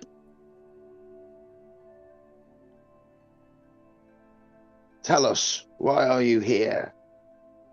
The fat one. Go ahead. And why I should not strike you dead. Have that? Fucking scoundrel. Why would you strike us dead, says the fat one. Your reputation. We, like you, are traveling through this place and wish to escape as well. And the other one nods his head. The tall one nods his head. Yes, we are. We looked for escape too. The fat one once again says, he says, name's Ranos. This is my friend Gremag. Nice mounts you've got there. I nod. Shame if something happened to them. Aye. We use them. I say, cautiously. Come. Walk ahead. Beneath the mount, flying. Back this way. I don't say why. I just one of them says, command them. the fat one says, the Ranos, the fat one says, well, are you, excuse me, but are you not Roland Ravensblood, the Aye, famed adventurer, aye, it is me. resident of Nulb? How What of it? fortunate we have run into you. The other one smiles like a toothy smile. Yes, and he nods. It seems my reputation precedes myself. What is your intent? With your help, we can escape this place. Agreed. It's just the two of you alone. Agreed. We, as I say. So I lie. Come back this way. Come back which way? We have found some corpses we wish to investigate. Ahead. It looks like a fallen party. There should be good wealth upon it. Come. But there are creatures maybe nearby. Just over this small step. Mm-hmm. In a ridge there. He rubs his hand, that fat one rubs his hands together. He says, my friend, there's no need for this. For we have discovered an exit. Well, have not discovered, but we've been told of an exit. We can lead you there. The four of us, we can escape.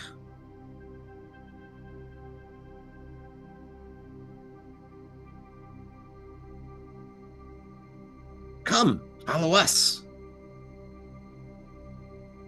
Or perhaps we could join you on your mounts.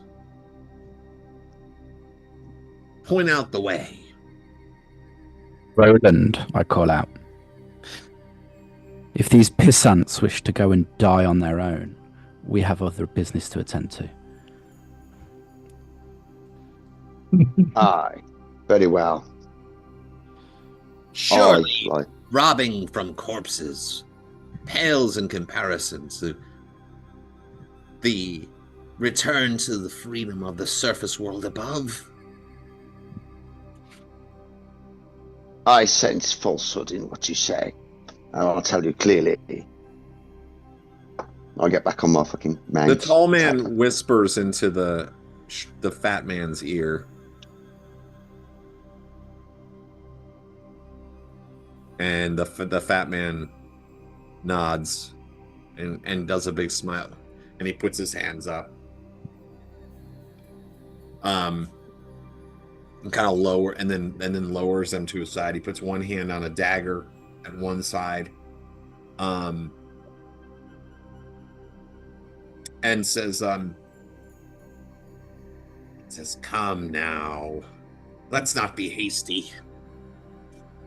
I observe the rest of his crew. Do they all seem a bit on edge at this point? Of his crew? Of his crew, yes. There's literally two guys, dude. Yeah, well, it's still a crew. We're a crew. It's the big fat guy and the tall skinny guy. Do they look like... Would I perceive them as currently about to draw and a threat right this second? Make a wisdom check. Oh, shit, that's worse than fucking Roland's. Pass. Pass. Okay. Yeah, you get the sense that there's something bad's about to happen, probably. I'd like to loose an arrow right next to the big guy's ear. Not hit him, intentionally miss him, but put it close enough to put the wind up him. Roll to not hit. I mean, that should be easy. It's windy. If you're on a flying thing, it's hard to do. It is hard to do, but just imagine if I manage it, the fear in his eyes. I'm on a mount, flying around. and I drop an arrow beside his fucking head. All right, so you pull out an arrow and you fire. Go ahead and roll the hit.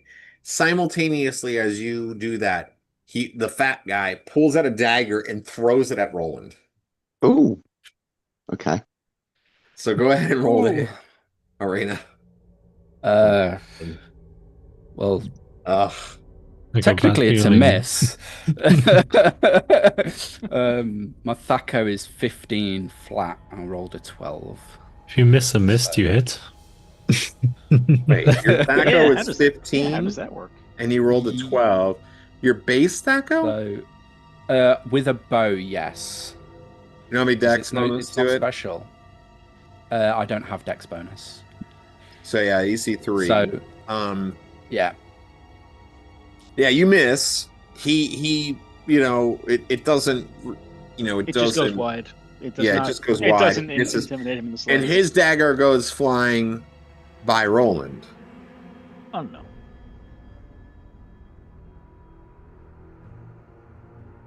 Oh, he missed me. Thank fuck. Okay. Best news all day.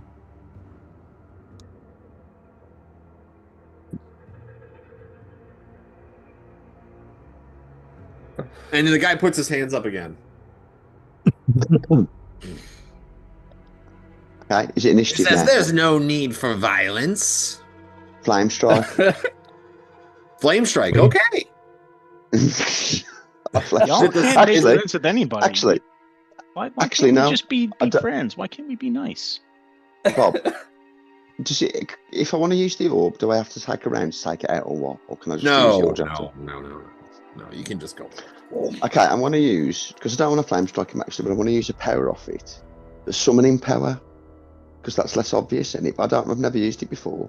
So I'm going to summon a demon in order to just pursue and kill them. Ah, yes. Subtle. All right, everybody else. Subtle demon. All right, so David, Dom, Pete, all three of you make perception checks. Oh, I made it by quite a bit. Rolled a 2. Oh, let's see. Well, how much am I gonna fail this? On this day, you die, sir. Let's see. Oh yeah, I rolled a natural 20. I didn't see shit. Rolled 1 over my perception. Natural 20. Fucking Dom's visor was down.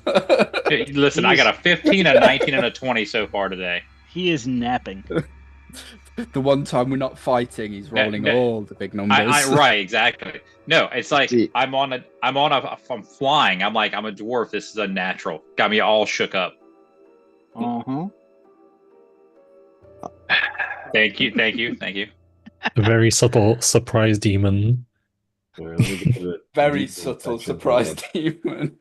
Well, hopefully don't summon one of the demons that summons demons. Since I rolled a 2 against my perception of 17, can I at least yell out, "Hey guys, look at that"? What the fuck? Look at Chuck, wake up! Summoning a fucking demon. What I was thinking was, before we attack, can we adopt it? Because my backup when we land to fight is to summon all the demons available. Right. I'm almost there. Dragons. So this is a good test opportunity to see if they just go chaos crazy mad bastards and attack me. Let's see what this demon does. I'll only summon a baby one. All right. So wait, which of the two you have the fire gem? I can summon Sifty and the air gem, right? Mizane and Babu. I thought we had fire and earth. You can. No, we have. No, you got the air one. You got the fire one in the earth. And the air one in the fire. Yeah. Okay. All right, so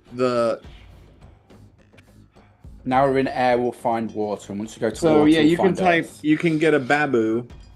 I'll summon that then. Let's try that one. Where the Babu fuck is cut. babu? And kill. It's in the Monster Manual 2. Monster Manual 2. I think it's a demon with a horn on the back of its head or some shit.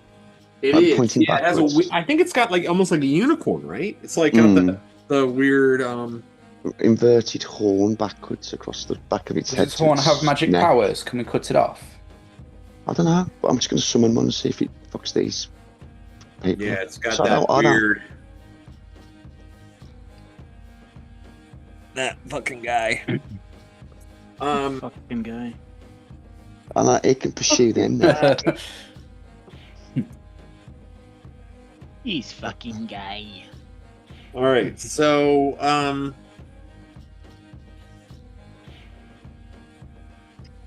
yeah, so this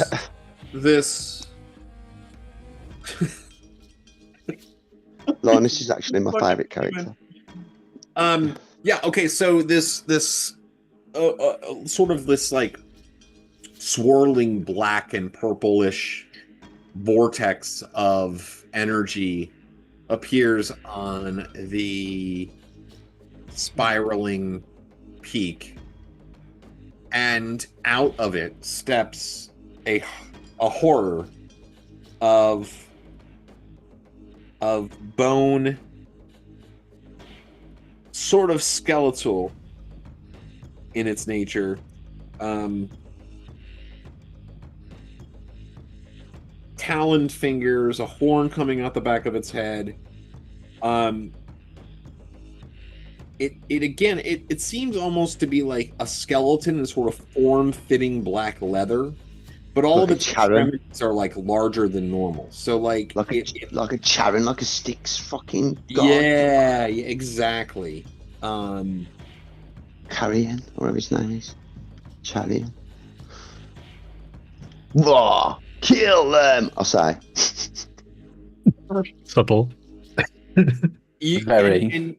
And yeah, so like it appears, it steps out and it sees the two men, and like it like looks up at Roland, like the golden skull raised over his head to bring forth the creature, and it looks at it sort of like, it seems like agitated and angry, but also sort of cowed and almost in physical pain. Yay! As it like responds to this command, and yeah, sure enough, it goes running at these fucking guys. So JB notices them and yells out, pointing. David and Dom, why don't you each roll another perception check since Oh my God. JB, Since they're both blind. I don't want to be responsible for y'all's deaths. I see you this time. That's a 1. Oh my God, that's so. I'm all over the place here. So I woke you up He from a can sound see the sleep and you freckles immediately on saw my them. cheeks. And not Let's the ones go. on his face. From here, he's able to Ulrich make it? sense that Ranos has piles.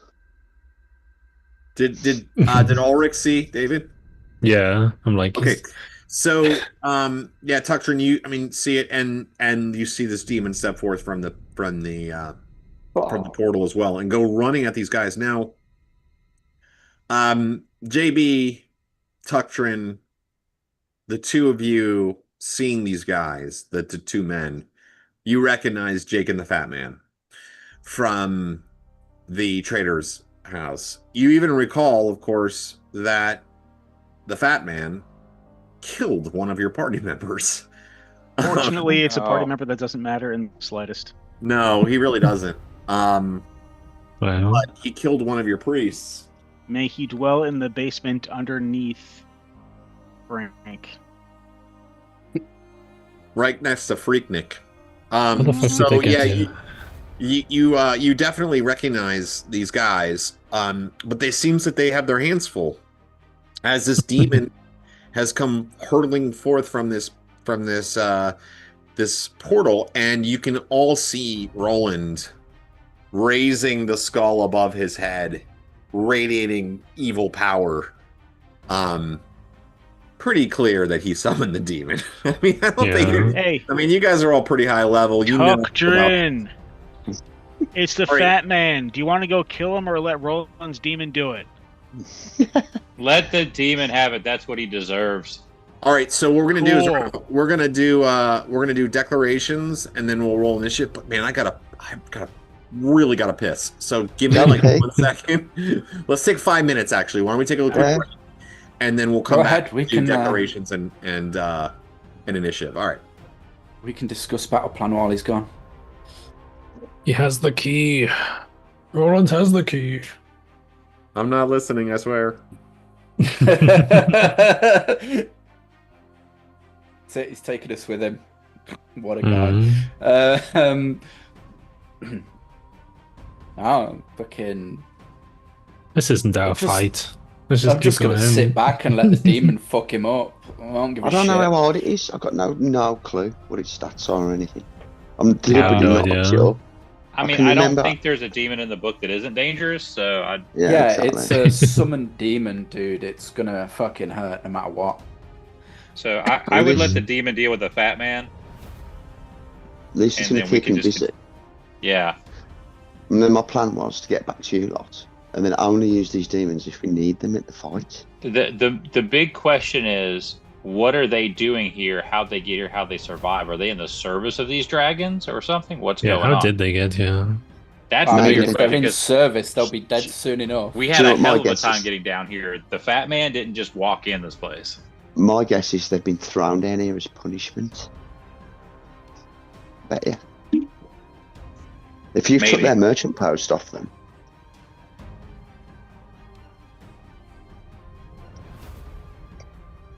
Well, maybe they're here to find us. Fuck knows. I don't know.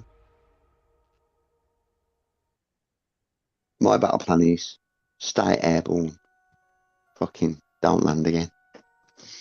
I realised once I'd landed, and they were talking to me, I was thinking, fucking hell, they could have a pit or anything here. If we're all flying and we encounter one of the dragons, I think maybe one of the things we should try to do is, these sphinxes that we're riding on, they're not small creatures. You know what I mean? Yeah. I mean, they're pretty good size. So what I think we should do is attack the wings, like land on the wings, like grapple the wings of the dragon, if that makes sense. Yeah. Bring it down. Yeah. That's not a bad plan, actually.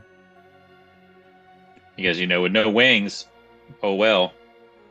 And then at the last minute, we let go, we fly, it crashes, and then we land and we finish it off. Does that make sense? Let's try. Once this demon is finished with these two, should we... How long does that demon last?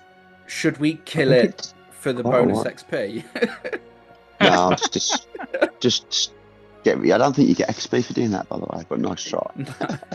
Just dismiss it then, innit, if I can.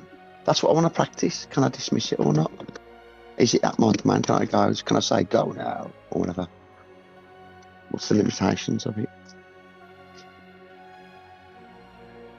Because I get the feeling if it's going to be like a fucking mighty battle, extra allies, it's just unfair on Rob though, because then he has to do loads of fucking NPC on it.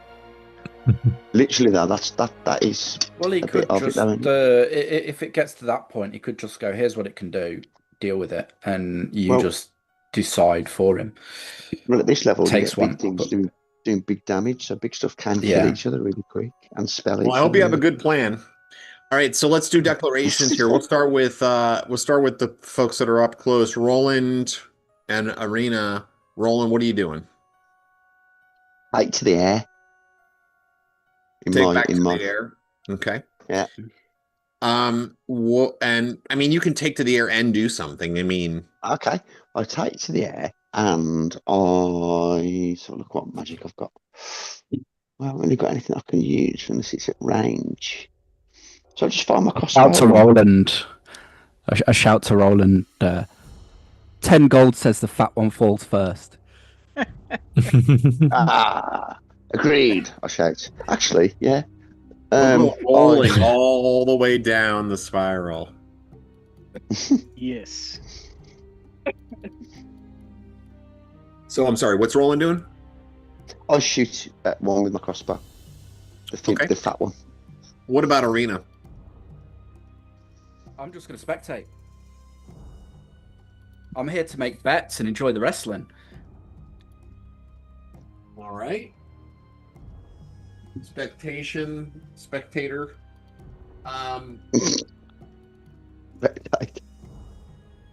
What about... Okay, and then more distantly, we've got Tuktrin, JB, and Ulrich. Now, I hadn't really specifically pinpointed you on the map, but we'll say you're kind of near where the red of the vortex is, like on the map now. Hmm. And they're basically directly to the east of you all on the one further up. Like, yeah. Yeah. Mm-hmm. Yeah, so about 200 feet away. So yeah, what's Ulrich doing?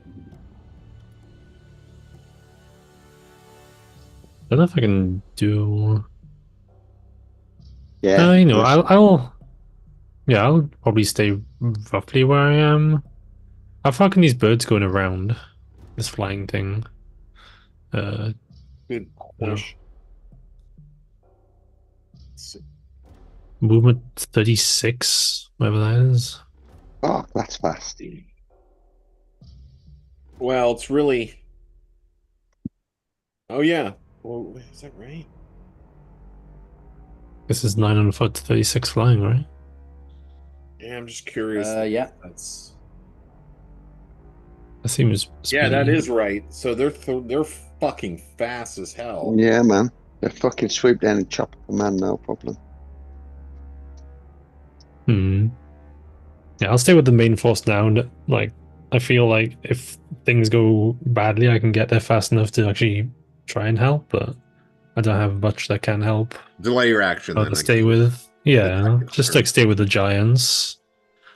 What about? I feel like Well, the giants are still moving. They're not paying any attention to this, and they're not really. They don't really. It's They made an alliance with you, but yeah, I'm staying with the giants. Like, all right, they're continuing. They're not paying any until I attention see to dragons. Typical druid activity, that is. Well played. All right. I What am about neutral. what about Tuctrin? So I'm staying with the other dwarves and keeping a watch out for an ambush, basically.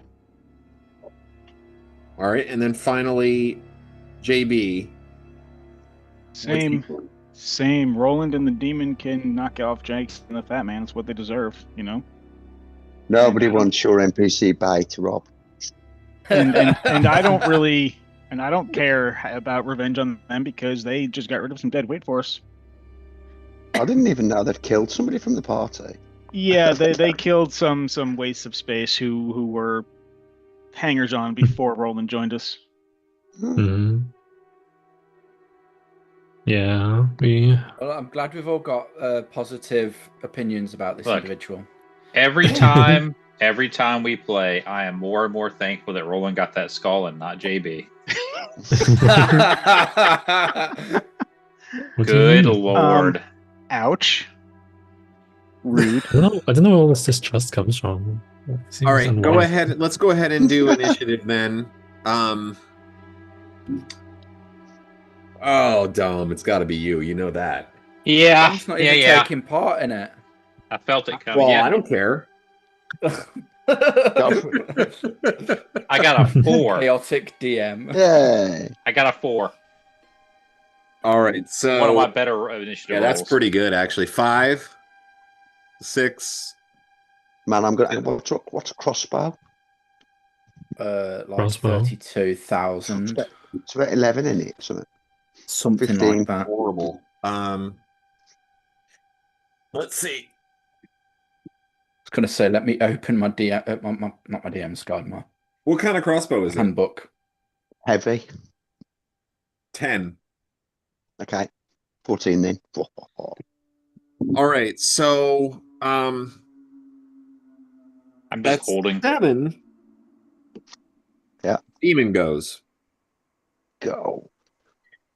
This thing is pretty fast. It's faster than like a normal human. It's pretty fast, but it's more than anything, it's just horrifying. The way it moves, it's like lurches almost. And it runs full speed. The fat man takes a few steps back. The tall man pulls out a short sword and a dagger, one in each hand, to hold his ground against this thing. And then the creature plows into it. Seems to have a claw bite situation happening here. Works for me. I remember that fat man being pretty hard to poke. That was a long time ago, though. He's pretty unpokeable. It was hard to poke. Not a Pokemon. No. Okay. So, claw.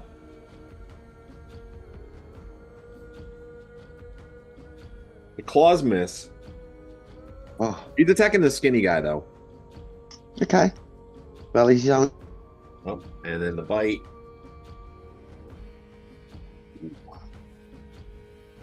Yeah, so he misses with the claws, but then his mouth like opens hugely wide, and his fangs, skull-like mouth bites on to the tall man. Nice. I guess I should call him Jake. Because the other guy's the fat man. Do you guys know what we're talking about when we say Jake and the Fat Man? Yeah, from the people from the shop, right? Yeah, but do you know what that means? Why they're called Jake and the Fat Man? Does that make any sense to you at all? No, if there's some reference, it's like I'm not aware. It's an old, like, American... We lost somebody. Who'd we lose? We lost Chris. So we did. Jake and the Fat Man was an old detective show. Okay. Anyway, the thing bites, and man, it rips off a huge chunk of this guy's flesh. Just rip it into it. And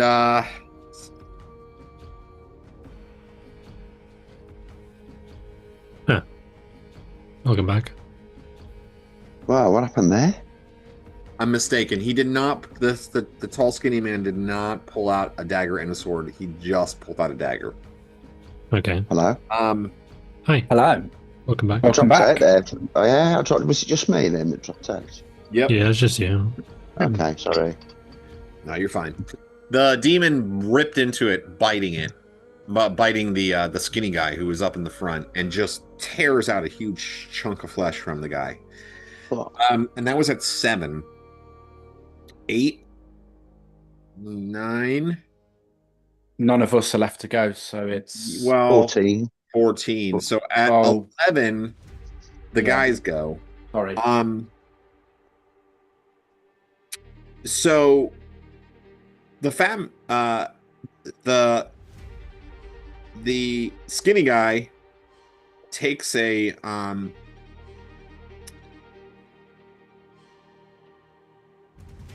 stab at the creature with his dagger.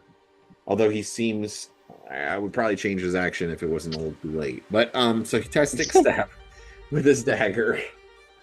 And does not manage to hit the thing. The thing is moving so fast. It's crazy how fast this thing is.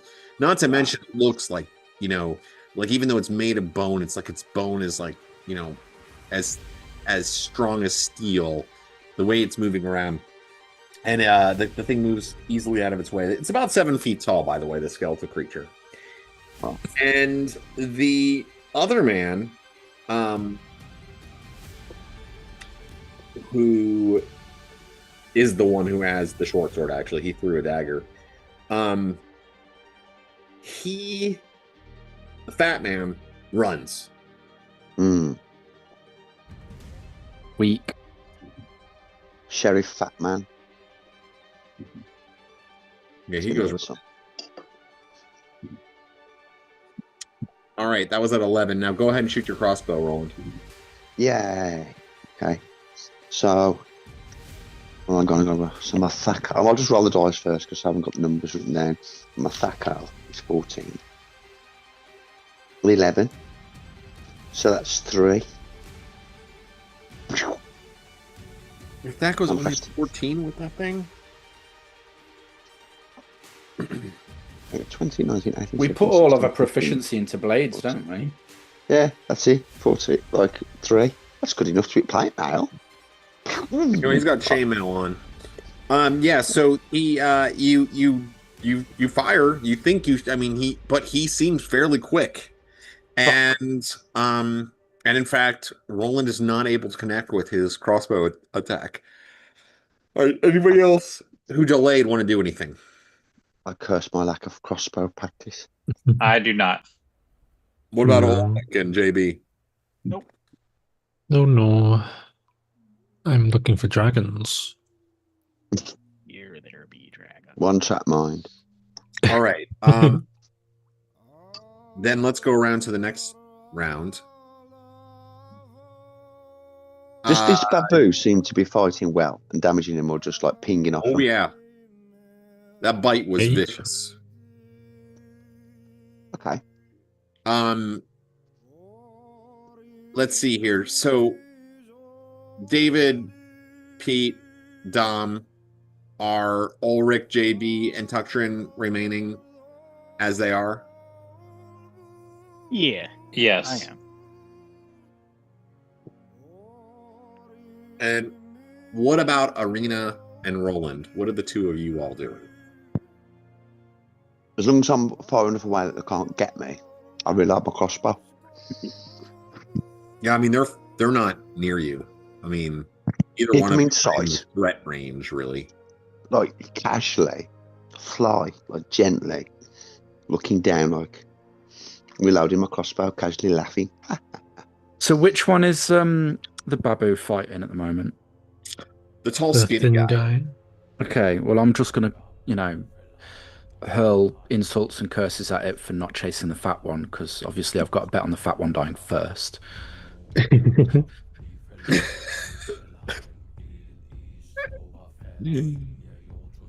All right, so why don't you, I don't know, Luke or Chris, one of you, whoever can do it easiest, roll the D10 for your initiative. Oh, I've Luke. got it.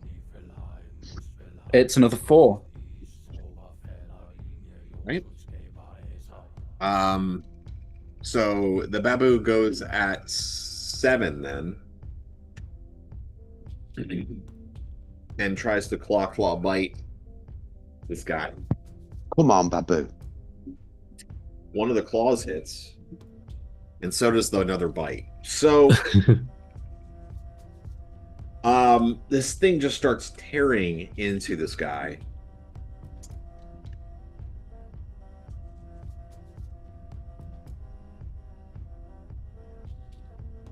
Um, 14, 24. And the guy is still up. I mean, but you just see, like, he's got this huge claw gash across his chest now. Ow. And the thing has taken a big bite out of his shoulder right here. He's just bleeding everywhere. He's like staggering back. Death by demon. Fucking have that. And then Yeah. initiative 10, the guy who's like staggering back, he like pulls something from his pouch and he sprinkles it over his head. And as the flakes, the dust hits his body and cascades over him, his form disappears. Does it work on demons? The other That's what I guy's was thinking. basically gone.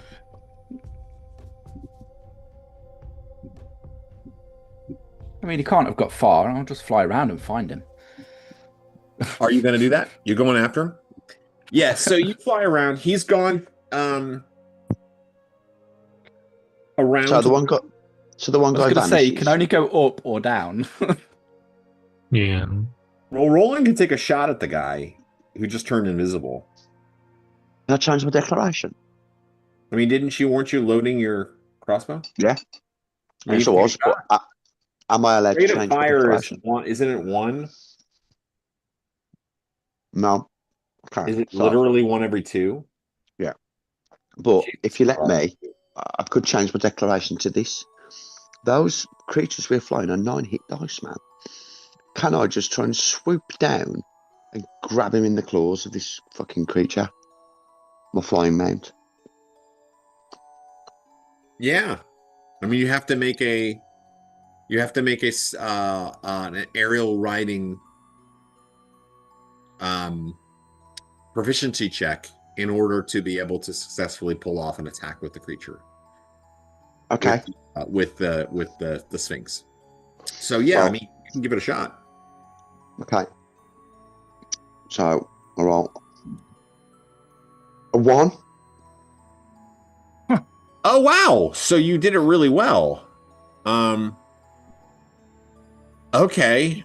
And this is the guy who just turned invisible. Yeah, I'm surprised. All right, yeah. So the Sphinx leaps up and swoops down using its preternatural senses to sort of sniff out where this thing is. And go ahead and make a roll to. I guess it would be like. I mean, it's a claw bite. I mean, you're just trying to pick it up, though, right? So, like, My 2 intent is plus. to, grab him in the claws and like fly off with him. All right, so it's stack of 12.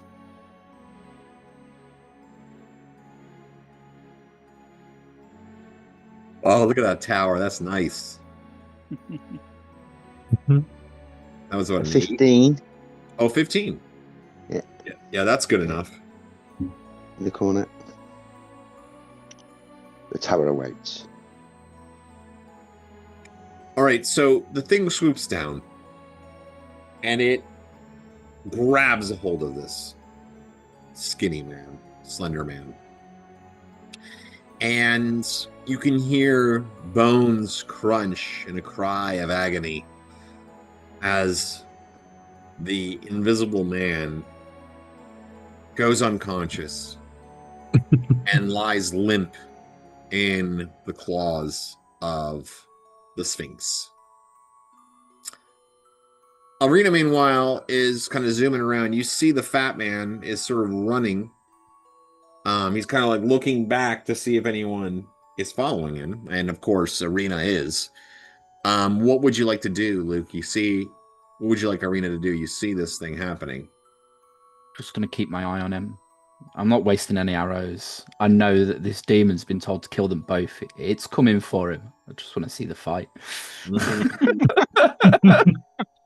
All right. So, is anybody else doing anything? Mode. No. All right. So everything seems sorted. Yeah. So the demon is going to continue to rush. With the one creature gone, it kind of looks up and then it just, sort of opens its mouth in a bloody smile and goes rushing forward to chase after the fat man. Is anybody doing anything, or are you just letting the demon take care of business? I think it's that. Yeah, there's nothing I can do from range from the back of something flying, so I'm just going to keep going. Okay.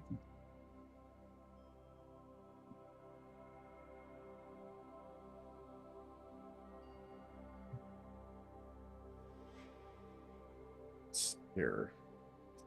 I mean... I'm just thinking of casting haste on one of these boys.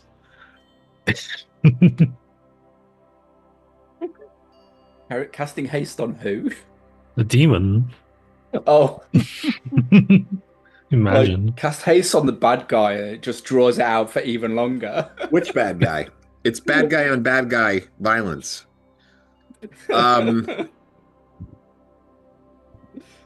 So our bad guy, only really Arena can see this, but the demon comes charging down the spiraling peak and leaps upon the fat man, who is like turned and is like, no, no, no! And he's got a short sword in hand, but the thing jumps on him and tears him to pieces basically. Feebly, feebly Ranos tries to take a sword swing at it and doesn't do much. And again, the guy gets clawed twice and he gets bitten again. And is anybody going to do anything? I'm gonna back. Gonna just enjoy the fight. All right, I'm gonna do an attack round then, because there's nothing else this guy can really do. I'll just land beside and. All right, no, yeah, he yells out. Wait, stop! I can help you. I know who's in charge. I know the exits. I don't think we can stop it. This is not my creature to control. Is he lying? Have a pleasant death. Well, I don't know. Can Roland even see him? Is Roland I going? I don't know. I crashed out. I don't know what happened. I crashed out. I crashed, didn't I? Yeah. So the fat man went running away, right? And he kind of went around the southern edge of the spiraling peak, and out of view of everybody except for Arena, who went swooping after him to sort of watch what was happening. The demon, after Roland used his Sphinx to pick up the Slender Man, we'll call him Slender Man, to pick up Slender Man, the demon, realizing that one of its prey was incapacitated, dead, whatever, continued to run, caught up with the fat man, leaped on him and clawed him a few times and bit him as the fat man tried to feebly sort of fight against him. But nobody's really seeing that except for Arena. Got ya. But it doesn't mean Roland couldn't have flown over there if you want. You can decide. If I've picked up the Slender Man and he's crushed in the claw things, I just I fly over towards Arena then and watch what the demon does. But with an intent of carrying the body. I'm gonna fly the body back to the main group. Nice. All right. That's what I do. The fat man gets torn to pieces by the demon. That exactly. Yeah. And I'll go and pilfer all the coins so I can pay my debts. No. Dibs. And the demon demon was nasty. How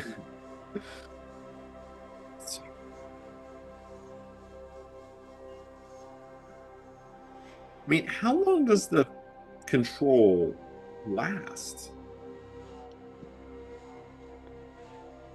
You can decide that, I think. We'll say a turn. For now. We'll say a turn. Yeah, you want. So 3 rounds have gone by. So the thing kills the fat man. And then once it does, it kind of looks around for more enemies, and then it looks right up at Roland, and it's it's looking simultaneously in Roland's control and in recognition of Roland's position as its current lord, while simultaneously displaying a violence that is barely contained, should that control be disrupted in any way. Can I try to de-summon it. Yeah, I would say you can let it go. It's loads of purple evil smoke go into the eyes. Yeah, whoa, hold on. So you see there is kind of this dark and purple, and you can see it's getting pulled in, but it's fighting against it and kind of trying to reach up towards Roland. You can even see its hand is shaking, and then it's swept into the shadow. The black smoke, you might even call it. And Oh, and it disappears. I was a bit slow there. Okay. All right, so the rest of the group who had been traveling south,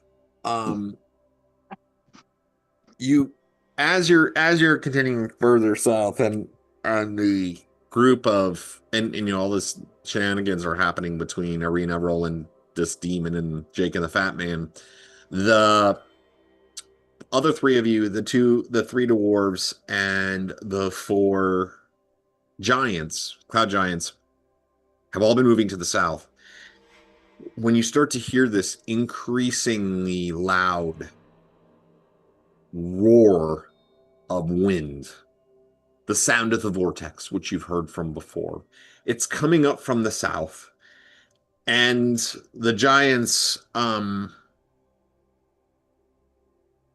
are yelling in their language and pointing. And Fulith says,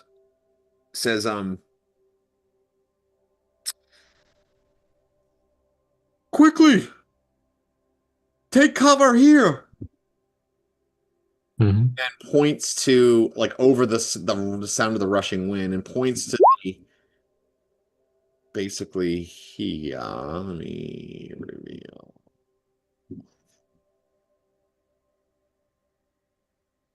Let's see here. This one.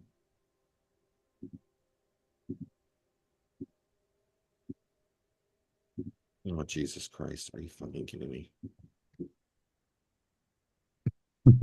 I hate No.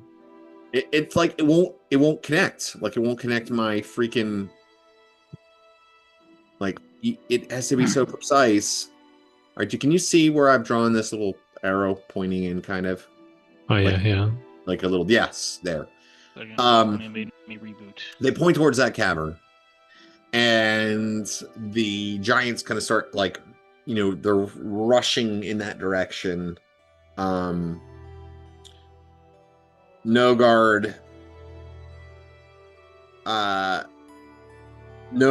and leads the other dwarves kind of flooding in that direction as well.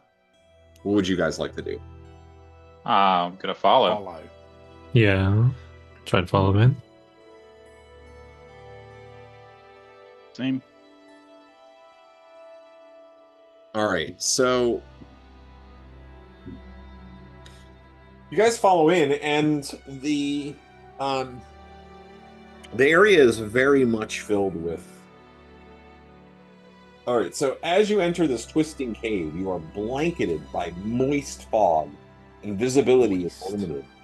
In spots, tiny eddies of azure luminescence twist and swirl in the air. Some split apart, some join together, and others rotate rapidly and disappear in a beautiful, silent display. Okay. You know, and actually, you got a druid in your midst. So Ulrich, make a wisdom check for Ulrich.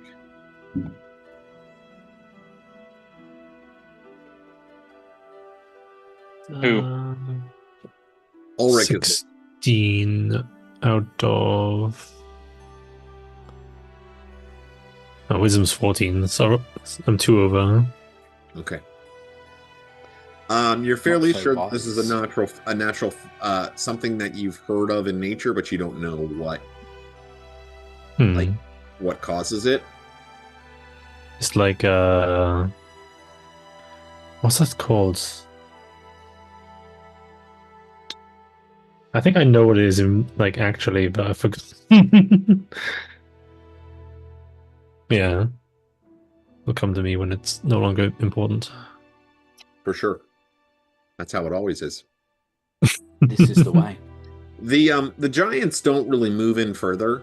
They just kind of like move into the cave. It starts, the visibility is not very good, so they don't go all the way deep into the cave. And they're sort of just like milling about there, waiting for the vortex to pass. Do any of you want to do anything? I'm going to approach Roland with a bag of coins and throw them at him because I lost. And there is honor amongst thieves. Is there?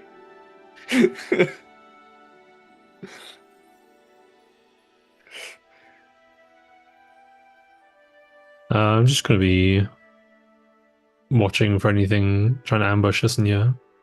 Yeah, just milling Any about. signs of creatures living in here? Land for a second, let my beast rest.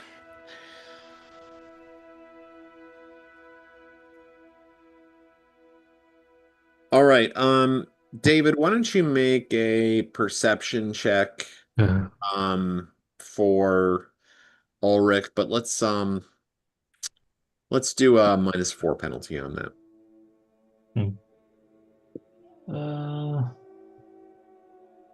I'm not sure, Luke, but I think we're not Rolled there. a 4, so I think it's fine. 4. I got 11 perception, so 4, but yeah. So you're kind of looking around, trying to see any sort of evidence of any creatures, and actually you don't.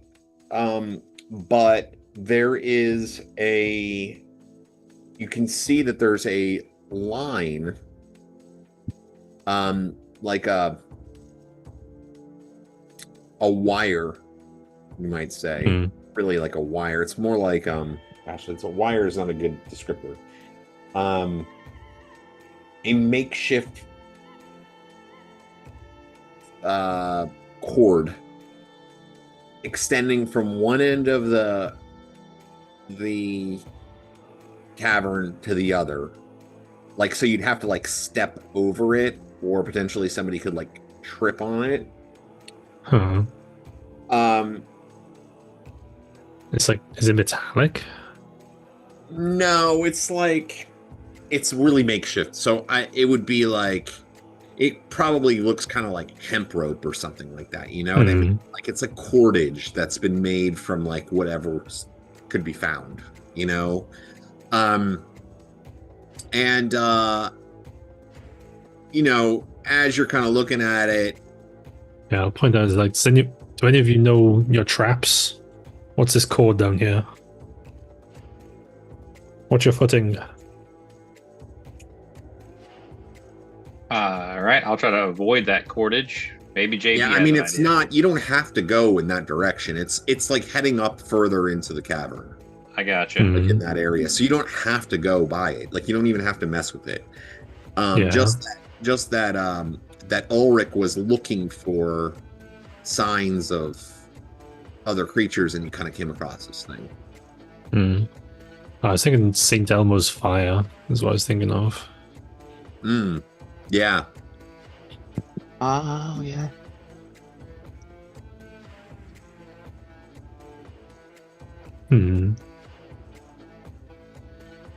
I'll watch for sign of storm then. So I have a question, Rob. Do I feel a shift in temperature, or is it just?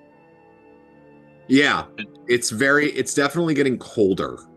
Like, as you're heading this further to the south, like, obviously colder. Okay. Like, you notice, you think about that, like, and like you can see your breath a little bit. Not like it's frigid cold yet, but it's like at that point where, considering you're like huffing and puffing, flying on this thing, like, it's a bit hair raising for any dwarf. You can see your breath in the air, and it's we have cold mountains. Yeah, no doubt about it. It's not. I'm not saying it's uncomfortable. No, I mean flying on the back. Oh yeah, of the eagle. Oh yeah, absolutely. It sucks. Is a little, you know what I mean? Yeah, it sucks. Because you're huffing and puffing from that, like, because you're it's like swimming. High. This is not normal. Yeah. And about that time, Arena and Roland managed to swoop into this cavern, having seen your companions go in there before, just in time to take cover from the vortex. Rah. Arr. I drop down the fucking dead Slender Man before everybody. He's not dead. Oh, in that case, then I land and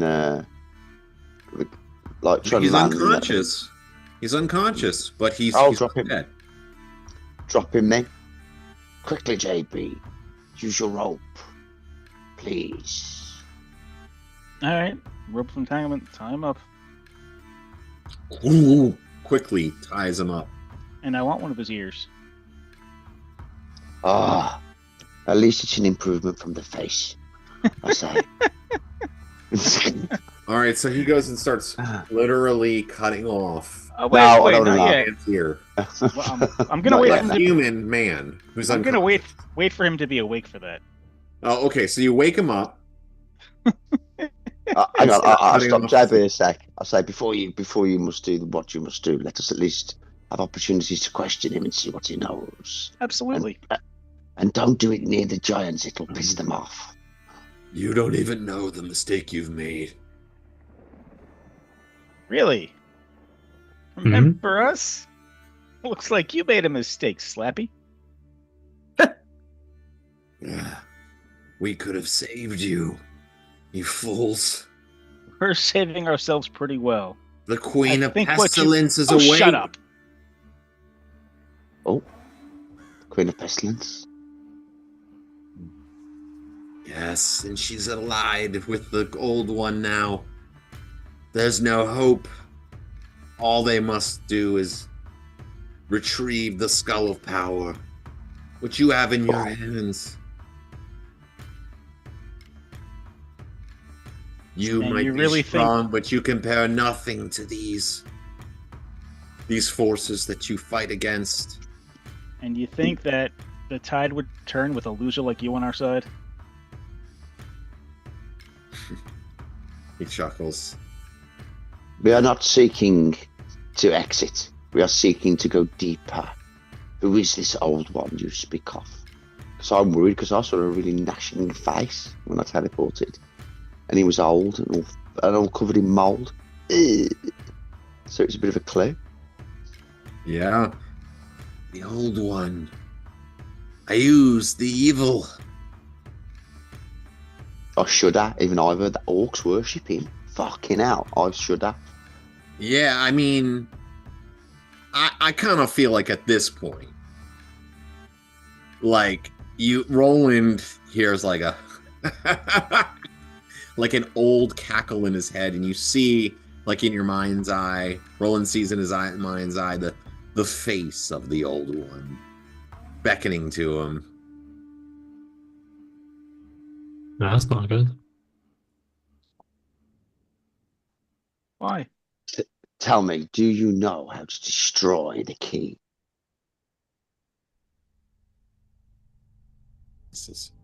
I don't, but I know someone who does. Who? I think we'll stop right there for the night. I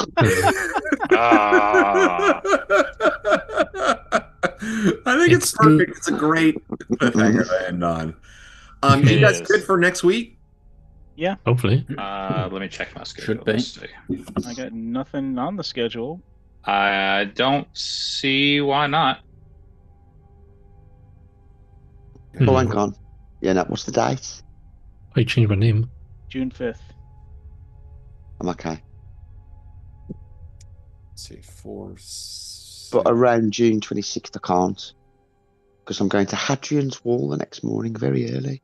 I go to Hadrian's Wall, really? Wait a second. Yeah. Wait, which date? Is it the 26th of June? The Thursday. You're going to Hadrian's fucking Wall, dude? That is awesome. That is so badass. I know. I'm very jealous. I am jealous too. You know, that's the kind of shit that like is actually they talk about in our school. You know what I mean? Wow. Like growing up. No, what? Yeah. Big time. Oh, It's I'll a take you some big great deal. photos. I'm going to see a fort and I'm camping right on it, on the wall.